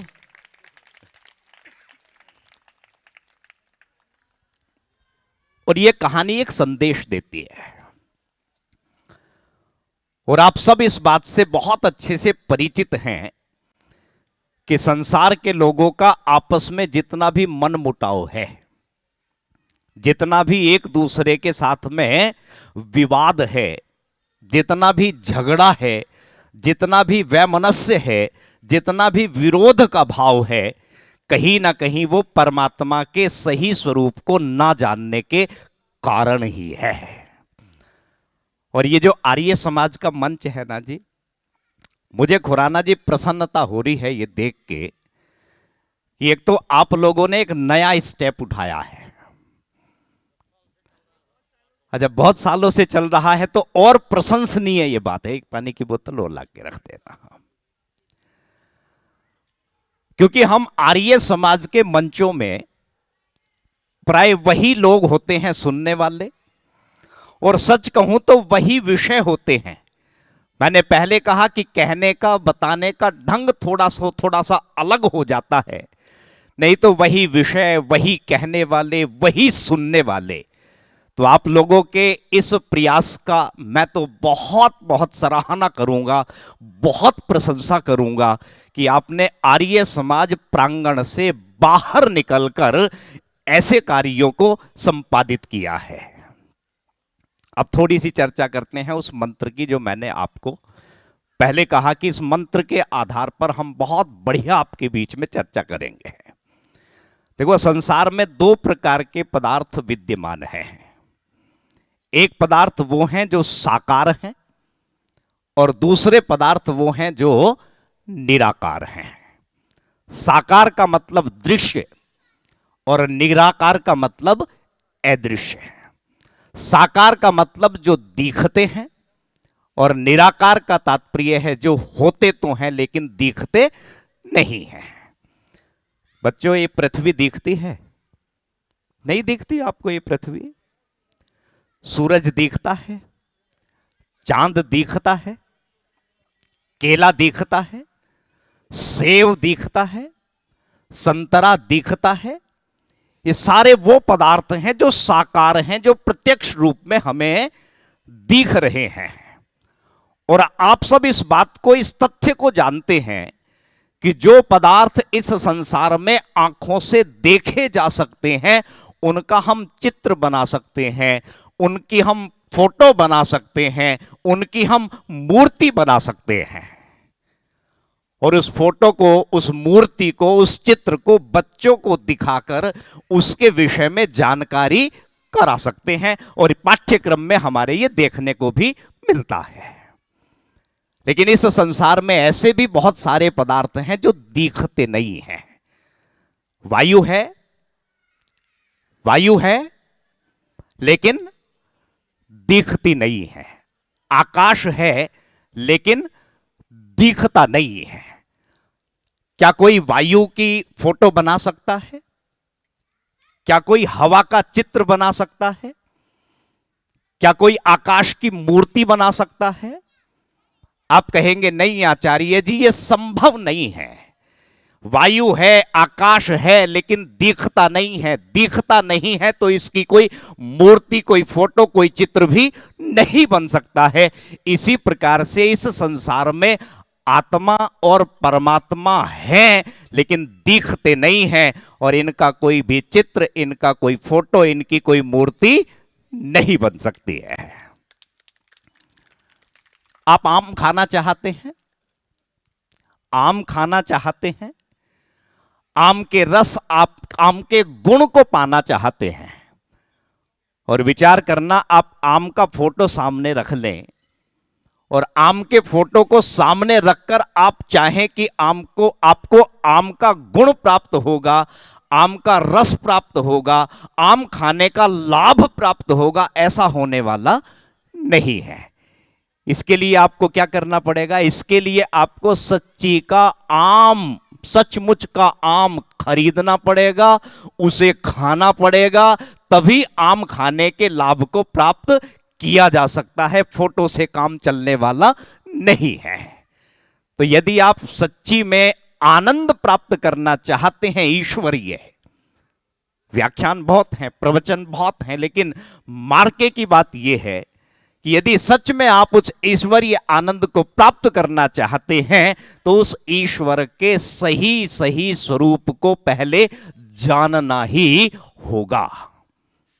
और मैंने कहा यह आर्य समाज का मंच है, और आर्य समाज वेदों की बात करता है। मेरी किससे बात हुई थी फोन पे? शायद खुराना जी से हुई थी या खरबंदा जी से हुई थी। तो एक बात ऐसी निकल के आई थी कि आर्य समाज हमेशा सैद्धांतिक बात करता है, आर्य समाज हमेशा प्रामाणिकता की बात करता है।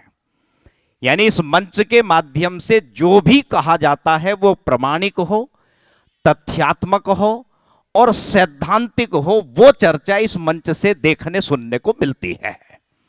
और आप जानते हैं कि वेद इस संसार में सबसे बड़ा प्रमाण है।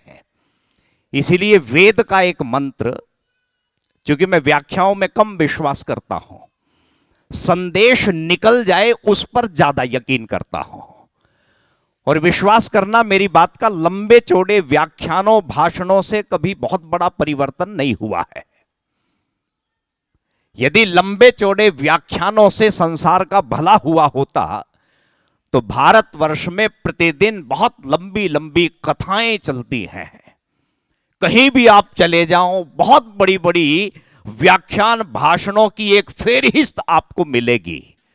लेकिन यदि इन लंबे चौड़े व्याख्यानों और भाषणों से ही भला हुआ होता तो ध्यान देना, अब तक ये भारतवर्ष क्या बन गया होता? बैकुंठ बन गया होता। लेकिन ऐसा हुआ नहीं है। इसका मतलब क्या है कि बहुत लंबे चौड़े व्याख्यानों से बहुत हित होने वाला, कल्याण होने वाला नहीं है। और मेरी बात ध्यान से सुनना, पूरे 1 घंटे के व्याख्यान में केवल एक शब्द ऐसा हो सकता है, पूरे 1 घंटे के व्याख्यान में एक वाक्य ऐसा हो सकता है, एक पैराग्राफ ऐसा हो सकता है जो किसी को अपील कर जाए, जो किसी को समझ में आ जाए। और एक शब्द से, एक वाक्य से ही परिवर्तन हो सकता है। लंबे चौड़े भाषणों से परिवर्तन नहीं होता है।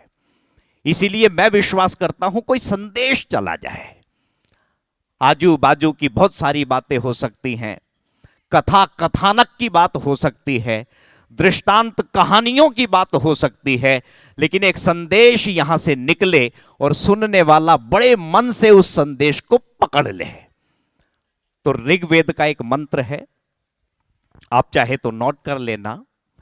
और उस मंत्र का जो भावार्थ है, व्याख्या की बात छोड़ दीजिए, वो तो लंबी चौड़ी होती है, लेकिन इस मंत्र का जो भावार्थ है वो यहां चला जाए। और एक बात और कहना चाहूंगा, एक शब्द है पूर्वाग्रह, यानी पहले ही किसी ने अपने मन में कोई धारणा बना ली हो तो उसे क्या कहते हैं बच्चों? पूर्वाग्रह। और बहुत सारे लोग पूर्वाग्रही होते हैं, उन्हें भाषण प्रवचन से बहुत ज्यादा मतलब नहीं है। उनके मन में कोई बात पहले ही बैठी हुई है, मन में कोई पहले ही जमी हुई स्थिर हुई बात है। सुनते तो हैं लेकिन वो पूर्वाग्रह से ग्रसित रहते हैं। तो मैं आपसे हाथ जोड़ के निवेदन करूंगा कि यदि पूर्वाग्रह से कोई ग्रसित है तो उस भाव को छोड़ के इस मंत्र के भावार्थ को बड़े मन से सुने। और ऋग्वेद के 8वें मंडल का, ये 8वें मंडल के 100वें सूक्त का 4था मंत्र है। और मंत्र क्या है? अयम अस्मि जरिते पश्य में विश्वा जातान्य भस्मि मनहा ऋतस्य मां प्रदिशो वर्धयंतिया दर्दिरो भुवनानी दर्द रीमे। मंत्र मैंने बोल दिया, मंत्र समझ में आया नहीं होगा। प्रातःकाल भी मैंने यज्ञशाला में कहा था। और जो विद्वान आते हैं उनका काम ही मंत्रों को सरल बना के समझाना, बताना होता है। तो इस मंत्र में सबसे पहले एक शब्द आया है जरितह। जरितह किसे कहा है, किसी को पता है? अभी अंगिरस जी एक बात कह रहे थे कि सारा उपदेश किसके लिए किया जाता है? मनुष्य के लिए किया जाता है। तो जरितह शब्द का अर्थ है मनुष्य। और कैसा मनुष्य? वो मनुष्य जो परमात्मा को प्राप्त करने की चाह रखता है, वो मनुष्य जो परमात्मा के मार्ग में चलना चाहता है, वो मनुष्य जो परमात्मा को पाने की लालसा मन में रखता है। और मन में लालसा रख के मानो परमात्मा से पूछता भी हो। क्या पूछता हो? कि हे प्रभु आप कहां मिलोगे? हे परमात्मा आपको पाने के लिए मुझे कितनी लंबी यात्राएं करनी पड़ेंगी? हे प्रभु आपको पाने के लिए मुझे और कितना लंबा चलना पड़ेगा? मैं पूछना चाहता हूं प्रभु क्या आप हरिद्वार में उपस्थित हो? मैं जानना चाहता हूं आपसे, क्या आप मुझे काशी में मिलोगे, मथुरा में मिलोगे, जगन्नाथपुरी में मिलोगे? मेरे मन में उत्कंठा है प्रभु आपको पाने की, लेकिन मैं राह भटका हुआ हूं। तो ऐसे व्यक्ति के लिए वेद में शब्द आया कौन सा?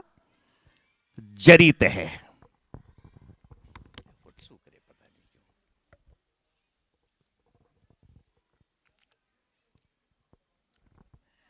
तो परमात्मा इस ऐसे व्यक्ति को संबोधित करते हुए कह रहा है कि हे जरिते, अर्थात हे मुझे पाने की इच्छा रखने वाले मनुष्य, अयम अस्मि।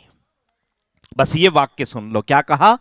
अयम अस्मि, अर्थात मुझे ढूंढने, मुझे देखने, मुझे पाने के लिए कहीं दूर जाने की आवश्यकता नहीं है। अयम अस्मि का मतलब है मैं तो ये रहा। कहां रहा? तेरे अत्यंत समीप, तेरे बहुत नजदीक, तेरे बहुत पास। कितना पास? कितना पास? रत्ती भर भी दूर नहीं हूं। अर्थात जहां तू है मैं भी वही हूं। बात समझ में आई ना?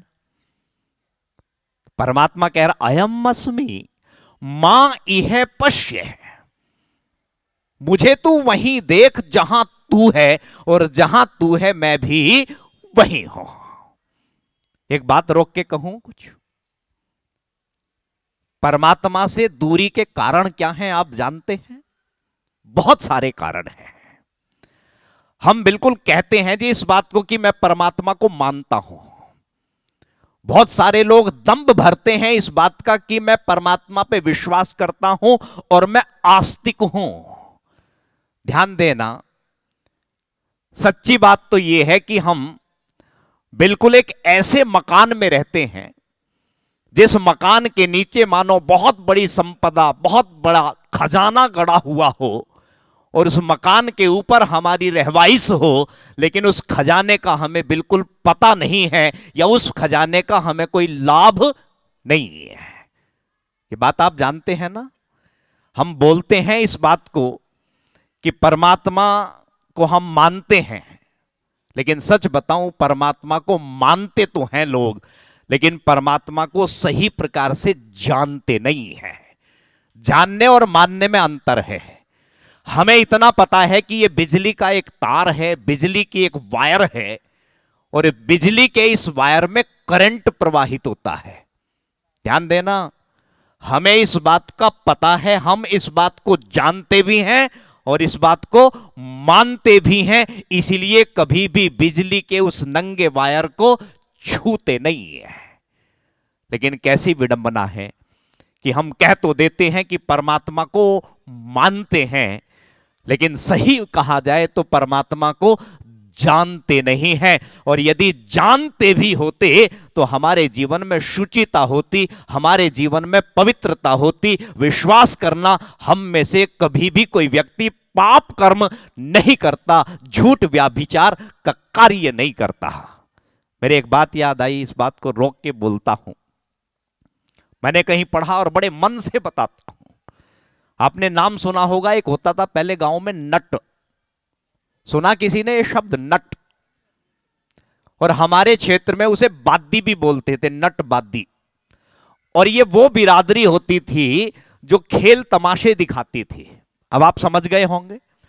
एक बार ये नट जो है एक खेल कर रहा है, और जैसे ये सोसाइटी बनी हुई है, 3 मंजिला इमारत इधर है, 3 मंजिला इमारत उधर है, और इस खेल दिखाने वाले व्यक्ति ने एक रस्सी बांधी है दोनों इमारतों के बीच में। 3 मंजिला इमारत कम ऊंची नहीं होती, काफी ऊंचाई होती है। और इस रस्सी पर अब यह खेल दिखाने वाला सधे हुए कदमों से एक डंडा लेकर, एक बांस लेकर चल रहा है।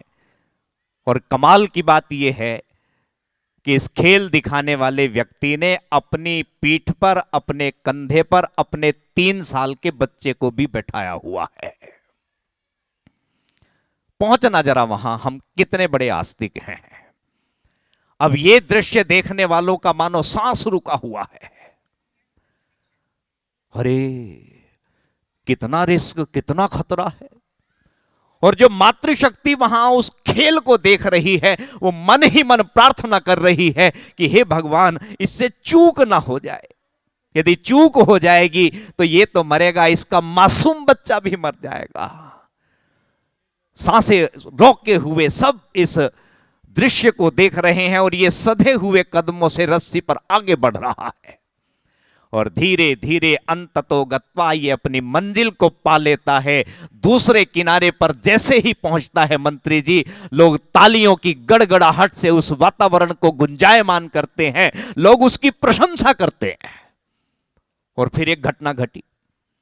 जैसे मैं माइक पर बोल रहा हूं, इस खेल दिखाने वाले ने माइक पकड़ा और माइक पकड़ने के बाद में लोगों से पूछा कि आपको विश्वास था कि मैं ऐसा करतब कर सकता था?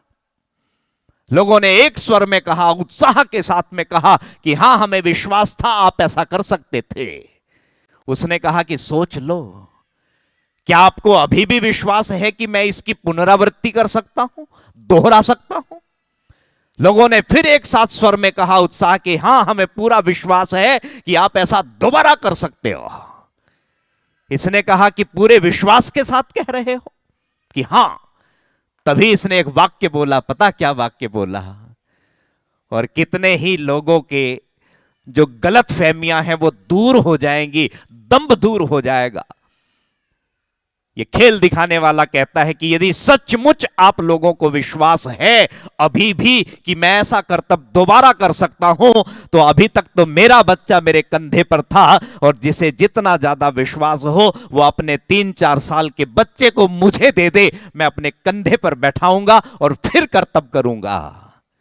अरे सांप सूंघ गया मानो सबको, सांसें रुक गई मानो सबकी, और कुछ समय पहले जो पूर्ण विश्वास प्रकट कर रहे थे उसके खेल तमाशे पर, वो नकार जाते हैं इस बात को। इसका मतलब क्या है कि ईश्वर पर विश्वास होना एक अलग बात है, लेकिन ईश्वर में पूर्ण विश्वास होना एक अलग बात है। बात समझ में आई ना जी आपकी? तो कमी इसी की है। परमात्मा के भजन गाने में कोई बुराई नहीं है, भक्ति संगीत चलाने में कोई बुराई नहीं है, परमात्मा के विषय में व्याख्यान करने में बहुत अच्छाई हो सकती है, लेकिन जब परमात्मा हमारी प्रत्येक क्रिया में समाविष्ट हो जाए, यानी हम आश्वस्त हो जाएं कि प्रभु हमारे अत्यंत नजदीक है, प्रभु हमारे बहुत समीप है और हमारे हर क्रियाकल्प को, हर गतिविधि को देख रहा है और सही मायने में वो हमारा रक्षक भी है, तो ध्यान देना, यदि इस भाव के साथ में हम परमात्मा को मानते हैं तब ये वाक्य सिद्ध होता है, अयम अस्मि मां इह अस्य। तब मैंने परमात्मा को अपने नजदीक महसूस किया है, मुझे आभास हुआ है कि उसे पाने के लिए मुझे दूर जाने की कोई जरूरत नहीं है। वो बात कौन सी मेरे याद आई थी? 3 कारणों से परमात्मा दूर है। वो 3 कारण कौन से हैं ये जरा सुन लेना और विचार कर लेना। इससे पहले मैं 3 कारणों को बताऊं, इस मंत्र का पहले और आगे विस्तार करता हूं, नहीं तो फिर समय का अभाव भी रह जाता है। आगे एक शब्द आया है मनहा, विश्वा जातानि अभि अस्मि। व्याख्या शुरू होती है ना जी, व्याख्यान के प्रवाह में फिर मूल बात रह जाती है। तो पहला तो आपके पाद समझ में आया, जरित है अयम अस्मि मां इह पश्य, कि हे मेरी तलाश करने वाले मनुष्य, मैं वही हूं जहां तू है, मुझे ढूंढने, मुझे पाने के लिए दूर जाने की जरूरत नहीं है। अब आगे परमात्मा कह रहे हैं। अब आप कहेंगे आचार्य जी ये क्या बात हुई, परमात्मा कह रहे हैं? हां, हमने कितनी बार सुना कि वेद ईश्वरीय वाणी है, वेद का एक एक वचन मानो ईश्वर के मुख से निकला है। तो ये मैं कहने का साहस कर सकता हूं कि मानो परमात्मा स्वयं अपनी ध्वनि में अपने स्वरूप को प्रकट कर रहे हैं, और अपने स्वरूप को प्रकट करते हुए, बताते हुए कह रहे हैं कि मनहा विश्वा जातानि अभि अस्मि। मनहा का मतलब क्या है? मनहा कहते हैं बड़ी शक्ति रखने वाला, मनहा कहते हैं बड़ा सामर्थ्यवान। और इस संसार का सबसे सामर्थ्यवान यदि कोई है तो कौन है? ईश्वर है। तो ईश्वर कह रहा है मनहा विश्वा जातानी, कि मैंने ही अपनी बड़ी शक्ति के द्वारा, मैंने ही अपने बड़े सामर्थ्य के द्वारा विश्वा जातानी अर्थात इस समस्त संसार को जातानी अर्थात उत्पन्न किया है, बनाया है।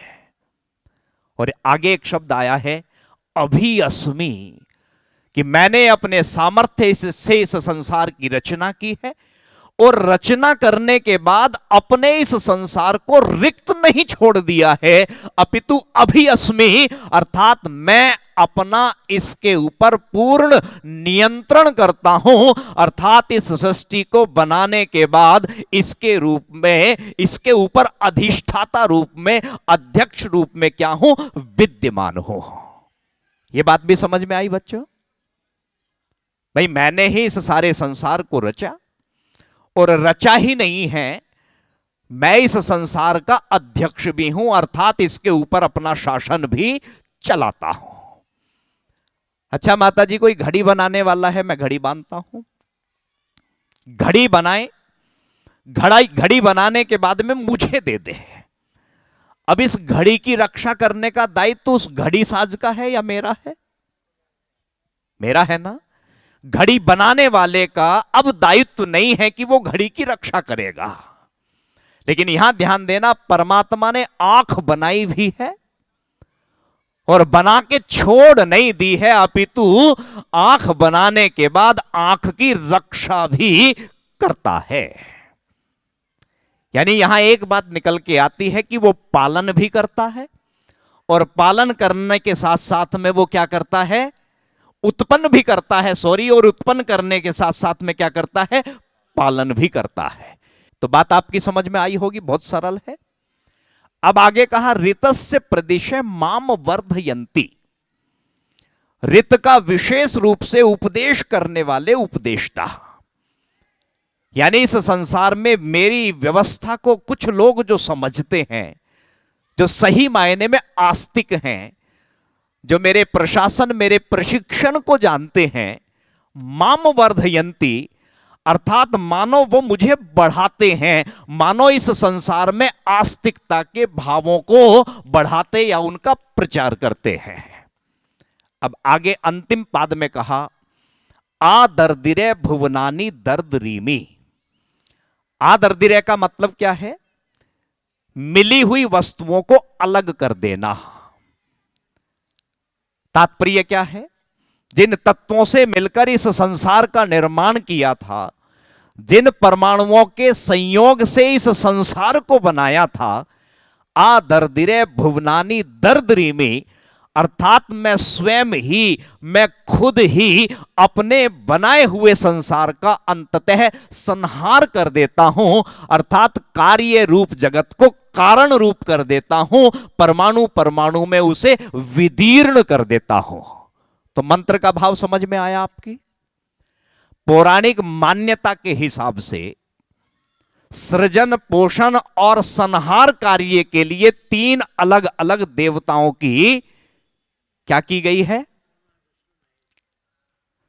कल्पना की गई है।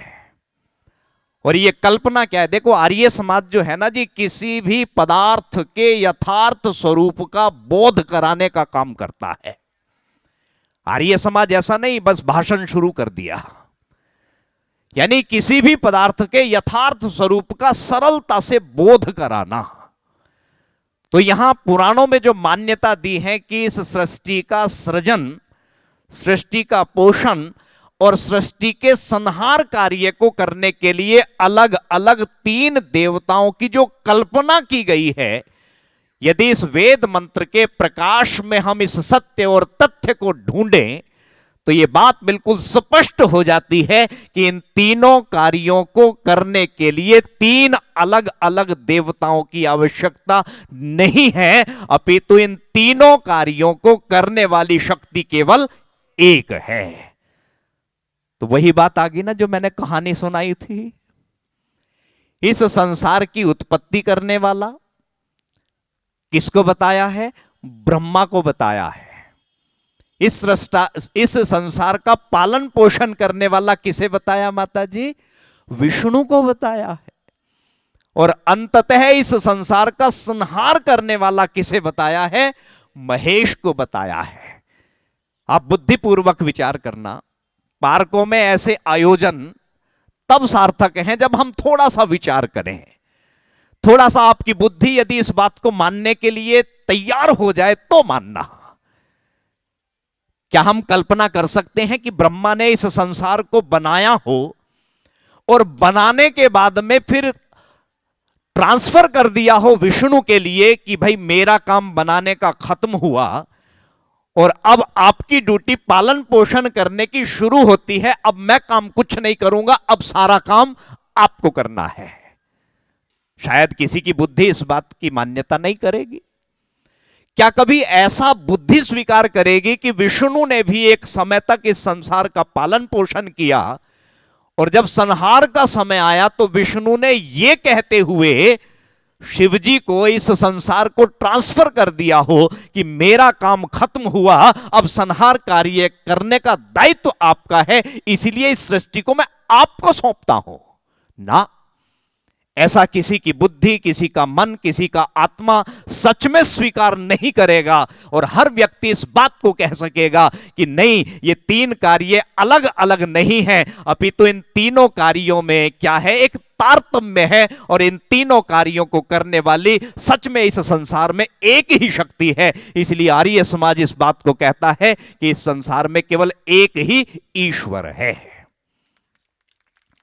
एक ही चौखट पर सर झुके तो सुकून मिलता है। मैं बड़े दुख के साथ में इस बात को बोल रहा हूं।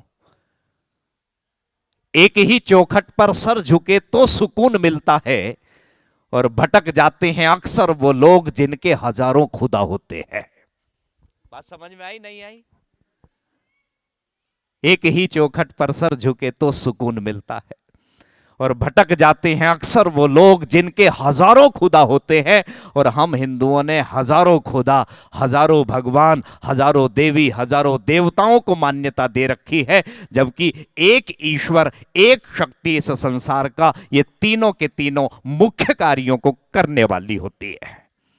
किसी एक शायर ने एक बहुत बढ़िया बात कही, मेरी बात याद आई, वो बात तो बीच में रह जाएगी क्योंकि समय नहीं परमिट करेगा।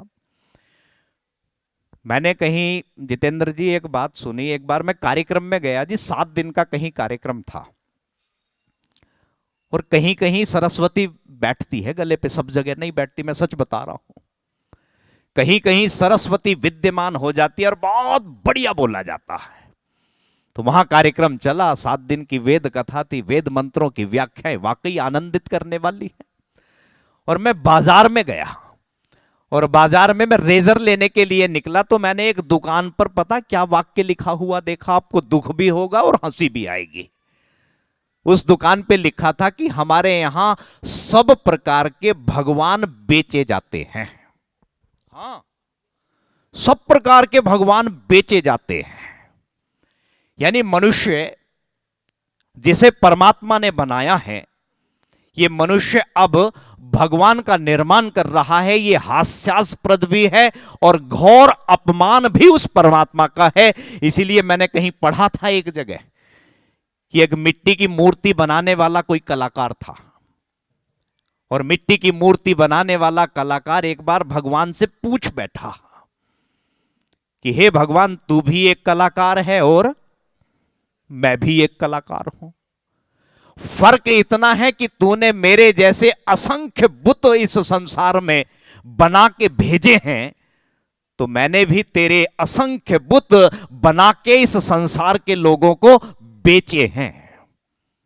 भाई, तूने तो मेरे जैसे असंख्य बुत बनाए, बना के भेज दिए, तो मैंने भी तेरे बहुत सारे बुत बना के तेरे ही बने हुए बुतों को बेच दिए हैं। लेकिन मेरी हैरानी, मेरा ताज्जुब, मेरा आश्चर्य तब बढ़ जाता है जब मैं देखता हूं कि तेरे बनाए हुए बुत मेरे बनाए हुए बुतों को जब सजदा करते हैं तो मैं खड़ा खड़ा सोचता हूं कि तू बड़ा है या मैं बड़ा हूं।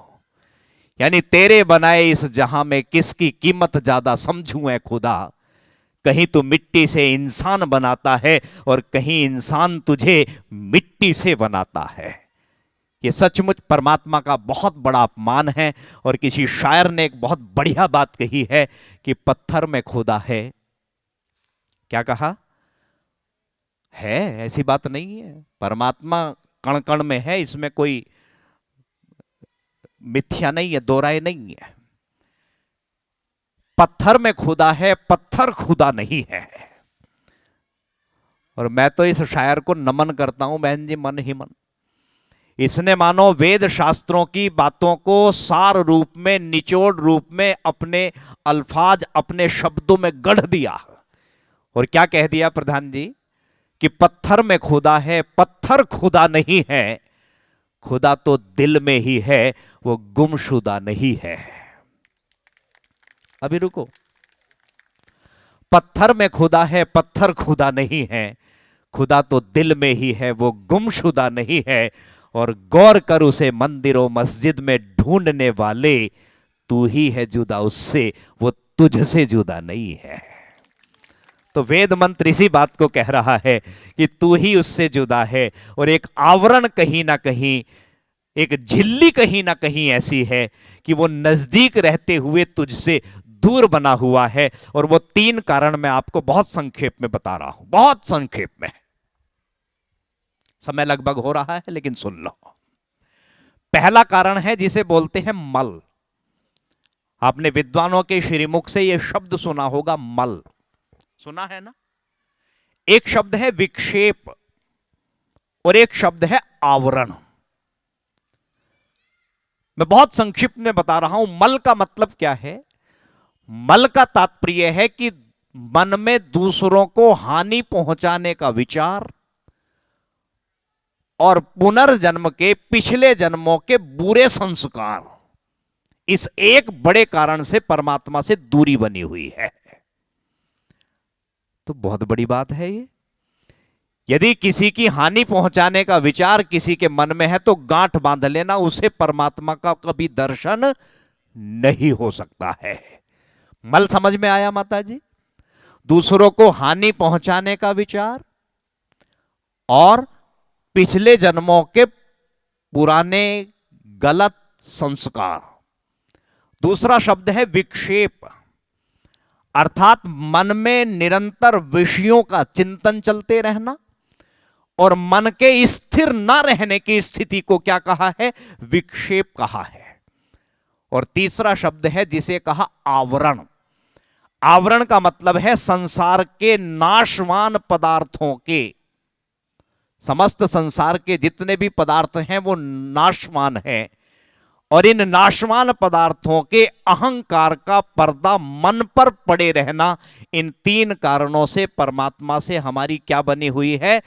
दूरी बनी हुई है। यानी समस्त संसार के नाशवान पदार्थ, और इन्हीं में हम पूरी तरह से डूबे हुए हैं, दंभ में रहते हैं, अहंकार में रहते हैं। और किसी कवि ने कुछ शब्द लिखे हैं, वो मैं आपको बोल के अपनी बात की इतिश्री करूंगा। बहुत बढ़िया संदेश है। वो कहता है कि अरे बावरे तू क्यों अपनी मद में बैठा चूर है। और ये भी मुझे लगता है बहुत बड़े मंत्र का सार कह दिया किसी ने। अरे बावरे तू क्यों अपनी मद में बैठा चूर है, इसीलिए तो परमेश्वर भी तुझसे कोसों दूर है। अब सुनो आगे क्या कहा। अपनी चतुराई से तूने रचा कपट का जाल है, अपनी चतुराई से तूने रचा कपट का जाल है। नर नारायण को छल कर तू जोड़ रहा धनमाल है। और मंदिर में भी सौदा करता आदत से मजबूर है, इसीलिए तो परमेश्वर भी तुझसे कोसों दूर है ना? बात सही? मंदिर में भी सौदेबाजी चलती है या नहीं चलती है? तो हम दम्भ भरते हैं मंदिर जाके, केवल उसके दर्शन करने का। यकीन मानना कभी दर्शन ना हो सकेगा। घट घट वासी की आंखों में झोंक रहा तो धूल है। अब व्याख्या करूंगा तो बहुत समय लगेगा ना, सुनो बस। घट घट वासी की आंखों में झोंक रहा तो धूल है, और बुद्धिमान कहलाता फिर भी करता भारी भूल है, और तेरी छोटी सी काया ये माया से भरपूर है, इसीलिए तो परमेश्वर भी तुझसे कोसों दूर है। और सींच रहे प्रभु की बगिया को अपने खून पसीने से। भाव समझ में आया ना? इस संसार में जो शुभ कार्यों में लगे हुए हैं, इस संसार में जो गाय को रोटी खिला रहे हैं, चारा दे रहे हैं, किसी के पैर में कोई चोट लगी है मल्लम पट्टी करा रहे हैं, पशु प्रेमी हैं, यानी इस संसार के हित चिंतन में निरंतर लगे हुए हैं, उनके लिए क्या कहा कि सींच रहे प्रभु की बगिया को अपने खून पसीने से। उनके लिए नहीं हमदर्दी उठी तुम्हारे सीने से, और शौक मौज में ही खप जाना तुमको तो मंजूर है, इसीलिए तो परमेश्वर भी तुझसे कोसों दूर है। और आखिर में एक बात और कही है कि उसे न वश में कर सकता तू दौलत के भंडार से, उसे न वश में कर सकता तू दौलत के भंडार से,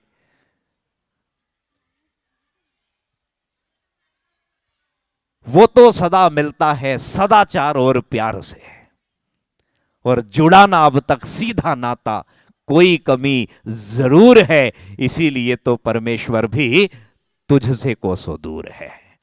तो परमात्मा कहने के लिए तो हमारे बहुत नजदीक है, सुनाने के लिए भी बहुत नजदीक है, व्याख्यान भाषण की शैली में भी बहुत समीप है, लेकिन वास्तव में वो हमारे कितने समीप है ये विषय बहुत अलग है। ये सच में कहूँ ना, ये प्रवचन का भी विषय नहीं है, ये व्याख्यान का भी विषय नहीं है, ये तो अनुभूति का विषय है। तो सच यकीन मानना, परमात्मा हमसे दूर नहीं है, परमात्मा तो बहुत हमारे समीप है, बस कहीं ना कहीं हम ही किसी अज्ञानता के कारण, अविद्या के कारण, दोष के कारण, त्रुटि के कारण उस परमात्मा से जो नजदीक होते हुए भी दूरी बना के रखते हैं। ईश कृपा करे, हम सबके ऊपर करे, सबके ऊपर नहीं होती वैसे कृपा, कुछ लोगों के ऊपर ही हो जाए कि उस परमात्मा का दिग्दर्शन कर लें, उस आवरण, उस झिल्ली को हम दूर कर लें, और जो त्रुटि हो रही हैं उन त्रुटियों को दूर करके उस परमात्मा का दर्शन पा जाएं। ऐसी शुभ कामना, ऐसी सदकामना आप सभी के लिए परमात्मा से करते हुए अपनी वाणी को यही विरमित करता हूं। इति ओम शब्द। हमारे यहाँ से एफ ब्लॉक से आशानंद जी की तरफ से, बुद्धि राजा परिवार जी की तरफ से, खरबंदा परिवार, छाबड़ा परिवार, इन चारों परिवारों के सदस्यों से मैं निवेदन करूंगा एक बार यहाँ पे आ जाएं। आचार्य जी की तरफ से हमारे ये कि जो भी लोग सहयोग करते हैं, आचार्य जी उनको एक तरह से पीत वस्त्र डाल के धन्यवाद, ताकि दान दिया है तो वो एक तो सब मिल करके कर रहे हैं, एक अच्छा कार्य है तो और प्रेरणा बनी रहे। मैं कहूँगा छाबड़ा परिवार और खरबंदा परिवार, बुद्धि राजा परिवार के सदस्यों से मैं निवेदन करूँगा कि वो आ जाएं।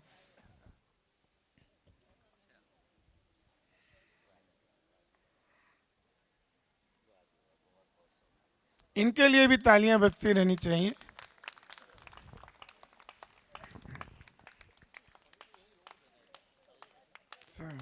अब यहीं रुक जाइए, यहीं रुक जाए,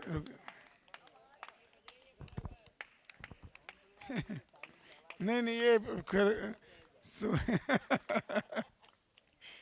आपके कान के पर्दे तो नहीं फट जाएंगे।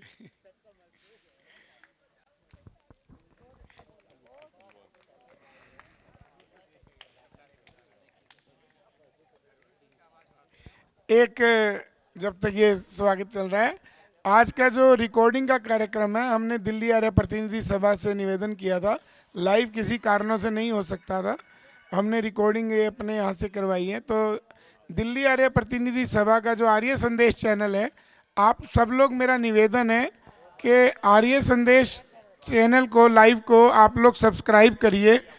जो लोग कर सकते हैं, बहुत आसान है, यूट्यूब के ऊपर जाके आर्य संदेश लिखना है, लाइव टीवी आ जाएगा, उसको सब्सक्राइब करिए, ताकि आप जितने आपके परिवार रिश्तेदार हैं, आप उनको भी आने वाले समय में बता सकते हो कि हमारी रिकॉर्डिंग यहाँ पर उपलब्ध है, आप इस चैनल पे देखिए, हम लोग आ रहे हैं। ओम द्यौः शान्तिरन्तरिक्षं शान्तिः पृथिवी शान्तिरापः शान्तिरोषधयः शान्तिः वनस्पतयः शान्तिर्विश्वे देवाः शान्तिर्ब्रह्म शान्तिः सर्वं शान्तिः शान्तिरेव शान्तिः सा मा शान्तिरेधि ॐ शान्तिः शान्तिः शान्तिः। जो बोले सो अब है। महर्षि स्वामी देव दयानंद की, गुरुवर विरजानंद की, मर्यादा पुरुषोत्तम श्री रामचंद्र की, योगेश्वर श्री कृष्ण महाराज की, देश और धर्म पर बलिदान हुए सभी वीर और वीरांगनाओं की, सभी महापुरुषों की, सभी महान देवियों की, भारत माता की, भारत माता की, गौ माता की, वेद की ज्योति, ओम का झंडा, आर्य समाज, जो बोले सो अब है। वैदिक अभिवादन, सभी को सादर नमस्ते जी।